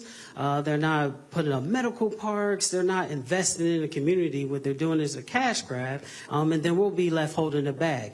So that's why November 7th, I'm going to ensure that if I'm holding the bag, I'm going to return the bag back to the community. So that's why everybody needs to come out and vote. And ensure that people like me and the ones that you heard earlier are elected, so we can have some veto proof, right? It's more than just flipping the house. It's about changing the communities and bringing the resources, because the money is here. You mentioned something about the Biden-Harris administration. There's a massive surplus in Virginia. The money is here. Thanks to the federal government, Biden-Harris. 100%. The money is here. We talked about unions. I'm a union supporter, right? The Lego plant's coming to Chester, right? They're bringing over 1,500 jobs. And so one of the things I think about, higher education is not for everybody. So I'm a professor, but I understand in Hopewell, part of my district, they have a tech center. In Chesterfield County, they have 2 tech centers, right? All right, so when we talk about apprenticeship programs, we talk about the pipelines, right? The pipelines for these students, like, you can go to Virginia State University for free if you're in a certain radius. You can go to Virginia Union University for free if you're in a certain radius. That covers this geographical location. So you can go to higher ed for free, right? And then which actually used to exist in this country. Absolutely. That was before Ronald Reagan became president. And so there were a lot of people, and again, this is for all the folk out there, there were a lot of white Americans who went to free college, places where we couldn't get into. And so a lot of these people, parents and grandparents, got paid by going to free college. Absolutely. Go ahead. Absolutely. So now we have an opportunity, right? We're not taking nothing from nobody, and my, you know, in the military, you know, we never had enough resources, anything, right? But we always got the mission done. And so it really is about electing the right group of folk that care about the community, that are going to go get the resources and fight for the community. And it's time to stop electing individuals that are about special interests, taking care of their good old boy network, and lining the pockets of their friends. And so it's an opportunity for all of us, especially black people, to get out there and impact it. My district is 33% African-American voting population, which means if I can get majority of the black people come out and vote November 7th, I win and flip this district that has not been in Democratic hands as far as back as 1992 when Riley Ingram held the position. And so we have a unique opportunity to make history, right? And so we will make this history because there's a shift in the atmosphere, and we need everybody coming together, connecting the dots, because we are all a piece on this puzzle, and we just got to connect so we can get to the middle part, which is helping and bringing resources to the community. All right, Stephen Miller Pitts, man, good luck. I appreciate it. Thanks a bunch. We're gonna take a few questions, and so if you have a question, I want you to come over here. And so if the candidates could just come on the stage over here, and then if you got a question, direct it to over here. Come on, just come on up. Come on up. Come on up. Here are the ground rules. I got the microphone. I don't need your help holding it. Come on. So just ask your question, stress-free. I said I got the microphone. Did you not hear that part? I got the mic. You gonna talk? I'm gonna hold it. You got it? You can assume the position. Put your hands down your pocket. There you go. There you go. All right. So my question is this. What are y'all going to do primarily about the younger generation? That's kind of broad. Be specific. Yes, sir. What I mean is I certainly feel that you all are just hitting topics regarding the older generation. I feel that we need to get out of the mentality of the 1990s and the 1980s. It's 2023. We have other better issues that we could be focusing on. Such as? Black on black crime. That's the number one. As you look within the area of Petersburg, we see so much crime on a daily basis within my age group. And I don't find none of y'all talking about it. So let me ask you this question here. So when you talk about crime, what do you think is the cause of crime? I got this. What do you think the cause of crime? No. What do you think the cause of crime is? Well, I certainly think social media, and not only social media, I think also mental health is another one also. What else? And then also, I also think also that we as the black community, we don't talk about it, but which we need to. We are so jealous and so envious towards one another. We don't believe in helping one another out. Okay, so now let me ask you this question. What do you believe, you don't have to cite specifically, what do you believe the crime rate is in a neighborhood with a credit score of 700 or higher? Well, that's a great question. I mean, it's real low. So when you ask, so here's my whole point. So when you say crime, yes, sir. Okay, crime is largely indicative of health care, yes, wages, yes, education, yes, opportunity, correct? yes. Every candidate has spoken about every single one of those issues. So if you address those issues, you directly address crime. Not really. Yes, you do. I'm going to ask you again.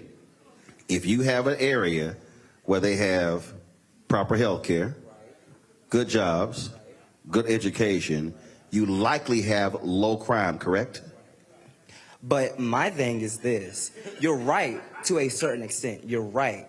However, what are y'all going to do to lower the crime rate within our area? I'm going to ask you again. If you provide health care, right, economic opportunity, right, job creation, higher wages, increase black-owned businesses, improve education, and provide additional resources to HBCUs, does that not have a direct impact on crime? No, it does not. How? It does not. Because there are bigger issues that influence black on black crime than just focusing on those things. And what they are? Well, a number one thing, and I have not heard nobody talk about it, is the LGBTQ community rights. As we do know, Petersburg, within the area, we have a large population of that, and as many of you all do know, our transsexual sisters, they are on danger lately. Like, and y'all know I'm not lying. Y'all know I am not lying. We do not focus on those topics. And listen, it's 2023, y'all. We're not living in the 1980s no more. We are living in a new society. And to be honest with you, if we don't have more people like me, my other friend Darius, and another young guy back out there, if we don't have us coming out here to these things and voicing our opinions, how in the world is anything going to get done? Gotcha. Now, here's my next question for you, and I'm going to let one of them answer. That's not a problem. What are you and your friends doing to mobilize voters? No. I actually want to know. Well, First, what we are doing is we are going out at our school, going out to every single residence hall, asking. What school? At Virginia State University, asking them, are you registered to vote? Are you coming out to vote? Are you registered to participate in the U.S. Census? Because we don't talk about that either. Well, that's also the census every 10 years.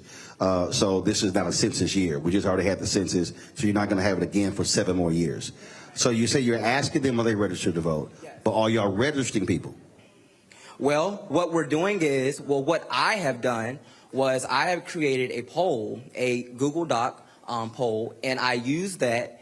And what I have done was I have been trying to find out who can I send that to, so that way we can get more younger people involved in our. No, here's what I'm asking: have you or any of your friends? No, have you or any of your friends actually went to the county to be certified as an official voter registrar?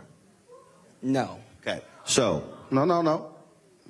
So, asking somebody, are you registered, is one thing. But being an official registrant means that you could actually sign them up on the spot. So now you're not just asking, you're now also doing. And so that's one suggestion that you should be actually doing. One of y'all should be an actual voter registrant, so you have the authority to actually register people. When you're asking them and you're going around asking them they're registered, are you carrying any voter registration forms? Well, no. Okay, so right to hold up. So if you're asking me, I'm just helping you out. If you're going to somebody and saying, are you registered? They go, no. Then what do you do? So what I do is I get their information, and then I forward them to the local poll office in Petersburg, and I tell them. But are they allowed to register online? Say that again? Are they allowed to register online? I mean, I don't know. Y'all have online registration in Virginia? Which means that you could actually have an iPad and have them registered right there on the spot. But see, that's what I was saying, though. We don't know nothing about that. No, but I'm telling you right now. So, no. Because when you say we don't know, because you actually said you know a lot, but now you don't know anything about voting. My point is this here. Follow me here. If you're asking what they can do, you can actually impact that. If it's online, you can literally say, oh, you're not registered. Do you know you can actually register right now? So why don't we get you registered right now, and we can do it right here. Here's an iPad or a computer. That's what you can actually do. Okay. Yeah. Yes, sir. Most definitely. All right. So cool. Anybody want to answer the question about crime? Go ahead, Stephen. So I'm not going to answer directly about crime, but I think you wanted to know what we were doing, right? And so I believe earlier when we spoke, you said you knocked doors for me, right? So we're in this fight together, right? So that's first and foremost. So that's what we got to remember. We're in this fight together, but we might not always agree about the core issues of what needs to be addressed, right? But as a professor at Virginia State University, and all of us uniquely qualified to understand this, we understand it's not the next generation, y'all are now generation. So some of the things we do, you notice, because you knock on doors for my campaign. So one of the things that I make sure, and everybody here, that students on Virginia State University are intricately in each one of our campaigns, knocking doors, getting access to things. And we're not talking about just free stuff. We're talking about interns. We're talking about paid canvassers, things of that nature, right? Because we recognize that that's the only way we're going to get everybody out. So when my students go knock on doors, right, if they can't see me, they're seeing somebody that they would never have seen, right? And so that's where it starts, right? Because we got to start somewhere, right? And so the crime aspect, there's conversations we need to have, right? And a lot of things that he said matters, right? Mental health is a big thing, right? We came out of the pandemic, but you didn't know, you don't have any social skills anymore, right? You did schooling online, right? And we know that online is systemically messing with the brains of our youth, right? So things like that need to be addressed. But the first part is you got to get everybody to vote, right? Vote for us, because once we get elected, that's first, right? Then after, we can tell you exactly what we're going to do. And if we don't do it, you hold us accountable. And then you run against us, right? That's the cycle. That's the system. And let's be clear, again, and the reason I want to go back to the crime issue.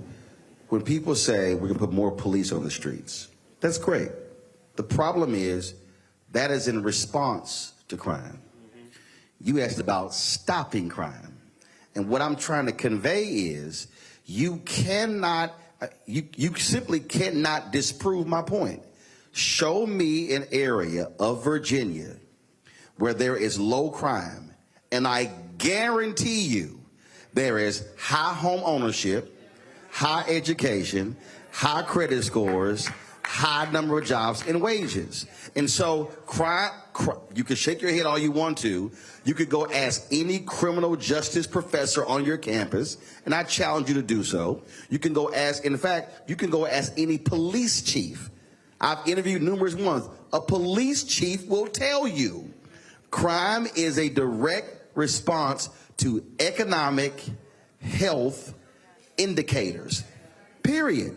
You're talking about a response to crime. So in a lot of our neighborhoods, black people are dealing with high crime because many of our neighborhoods are low income, low education, low health, food deserts, so all the things, and any one of y'all want to speak to that, but that's literally how crime is able to manifest.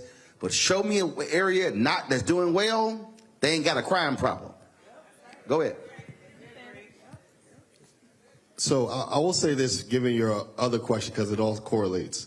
And Brother Martin, I appreciate you walking him through that question process, because reach one, teach one is really the core of that, right? And I hope you understood what he was trying to do. Not necessarily call you out, but understand there's a process with everything.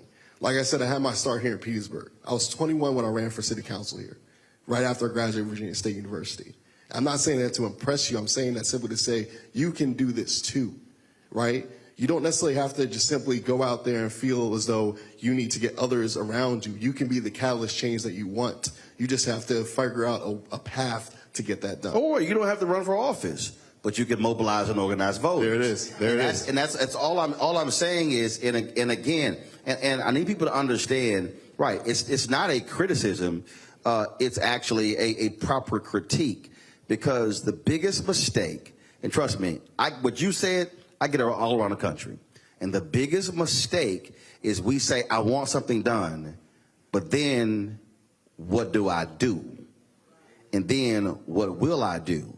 So my whole point is this here, and this is when you're talking about, you're speaking to older voters, let me be real clear with you. And I done said this around the country. The reality is this: when it comes to voting, people in this room who are 60 plus vote at a higher, no, follow me here, brother, follow me here. Numbers are numbers. You can shake your head all you want to. Facts are facts.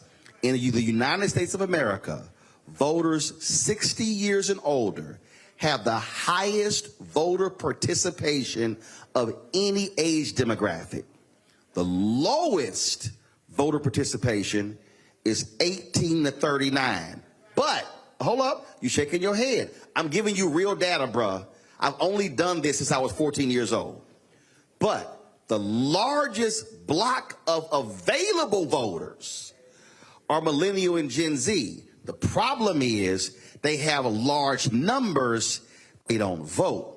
I'm from Texas. There are 2 million eligible but unregistered Latinos in Texas. You may not understand this. Republicans hold every statewide office in Texas. Are you aware that Texas right now is 61% minority? But guess who votes? 61% of all voters are white. So in Texas, black and brown people make up 61% of the state population, but 61% of those who vote are white. That's why you see very few black and brown people statewide. So here's the deal. If Gen Z and millennials voted their numbers, you can outvote, you can take out every baby boomer, every older person, but it doesn't happen if they don't vote. And they can't say, well, I don't see this, so therefore I'm not voting. You will never see this if you don't vote, which is the same thing I'm saying to black people. If you don't vote, everything we complain about is irrelevant. Next question. My name is Larry Akeem Smith. I'm over 60 and I do vote. I'm secretary of the newly formed NAACP in Petersburg. We've been registering people to vote. Now, not as a member of anything, thank you for coming here and taking the time to have this forum. Thank you very much for pointing out the deception of the Republicans. In general, Glenn Youngkin in particular. Now, how can we offset this deception that he has going on right here in Petersburg? He's got these signs talking about promises made, promises kept. And these things have not been done. They are lies. And he's, in fact, dangling Mayor Perm and our city council members out as though they are supporting him. Maybe they are supporting him 100%. Do we need to vote them out? How can we offset this deception that's going on before our very eyes? Kim? Thank you. Thanks, bro. And thank you for that question, Larry. The way we combat the lies is with the truth. We need to fact check Glenn Youngkin every chance we get. Because if we sit here and allow him to tell the lies and don't say anything, people are going to believe it to be true. Partnership for Petersburg is a prime example. I know, I'm an accountant by profession. I follow the numbers. I've been working for the Commonwealth of Virginia almost 20 years. And when he stands on this very stage, because Glenn Youngkin has stood on this very stage and acted as if initiatives that he has repackaged as the Partnership for Petersburg were actually his idea, when in fact, it was the late Congressman A. Donald McKeechin who set things in motion for us to have the federal funding to do the things that he has now rebranded as the Partnership for Petersburg. So I agree with you 100%, Larry. The way we combat these lies is by fact-checking. You fact-check him publicly, and you hold him accountable, because that's what we have the power to do as a voter. It's like I had some fool. It's like I had some fool trying to tell me about Trump and HBCU funding. I said, first of all, it was a lie. He did not fully fund all HBCUs. Two, the program he was talking about was created by President George W. Bush, was then followed through with Obama. It expired. Trump zeroed out the funding for the program in his budget. It was put back in by Congresswoman Alma Edwards of North Carolina, a Democrat, and that's how it got done. But again, he promoted the lie, and folk fell for the okie doke. And I'm like, I ain't giving you credit because I know the truth behind the lie. And see, and this is the point here. And I'm gonna close with this because I see we're over time. But I gotta say this here, and this is critically important. And again, why did I walk through what I'm talking about here? Facts are facts. And I've said this across the country. If you are a young voter and you are 18 plus, the numbers do not lie. We have seen an increase in voter turnout, 1839. But the lowest voting demographic, period, is 18 to 39. It's a fact. You could drop your head, bro, and you should drop your head. Because here's the problem. Here's the problem. You cannot, and again, I'm speaking about young voters overall, and I'm speaking about black people. You cannot complain about something in government and then not vote to change the vote. You can't complain about policy and not change the policy makers. You can't complain about policy and then even if your candidate doesn't win, you don't show up to the city council meeting, the county commissioners meeting, the state capitol, or the Congress. It is a participatory process here. And the mistake that we keep making is that we believe that there's some other group out there that's going to change this. No, it's us. If you want to see change here, if you think the MAGA person running against Kim is awful, you can throw her out. But you got to show up to do it. You got to be registered to do it. And so the registration deadline's already passed. But if you register, we can file a provisional ballot. So even if somebody today is not registered, they can still register, but they have to vote with a provisional ballot. But I can guarantee you, and I can guarantee you this, bruh, The guaranteed way something never changes is if we complain and do nothing about it. That's the case in Virginia, and Kentucky, and Mississippi, and Texas, everywhere. So everybody who's watching, we're going to be in Richmond next Thursday for our last town hall. We're going to have other candidates on talking about these issues. But if you are out there and you're watching and listening, and you keep saying voting solves nothing, I can guarantee you, when you sit at home, it's some other people who are showing up. And then when they start getting stuff, and you say, why are they getting stuff? Because they showed up and they voted. And that's how it works in America. Let me thank all of our candidates. Let me thank all of you. Let me thank the Virginia House Democrats for partnering with us. Folks, I'm going to be back in studio tomorrow. I'm going to show you a video. I'm going to show you a video. It's a bunch of young people on social media who are mad with Biden with what's happening in Israel and Gaza. And they're saying that they're not going to vote. And I'm going to break down for you why is absolutely nonsensical, because you can't say I want student debt relief and Republicans opposed it, but Biden has canceled $127 billion in student loan debt. But then you say, why did he cancel more? This side don't want to cancel any of it. $127 billion is being canceled. Folk, you got to think much broader and deeper, because when you vote, you're not voting just for today. You literally are voting on policies that will impact us 20, 30 years from now. Thanks a bunch. I'll see you guys tomorrow on Roland Martin Unfiltered on the Black Star Network. Holla!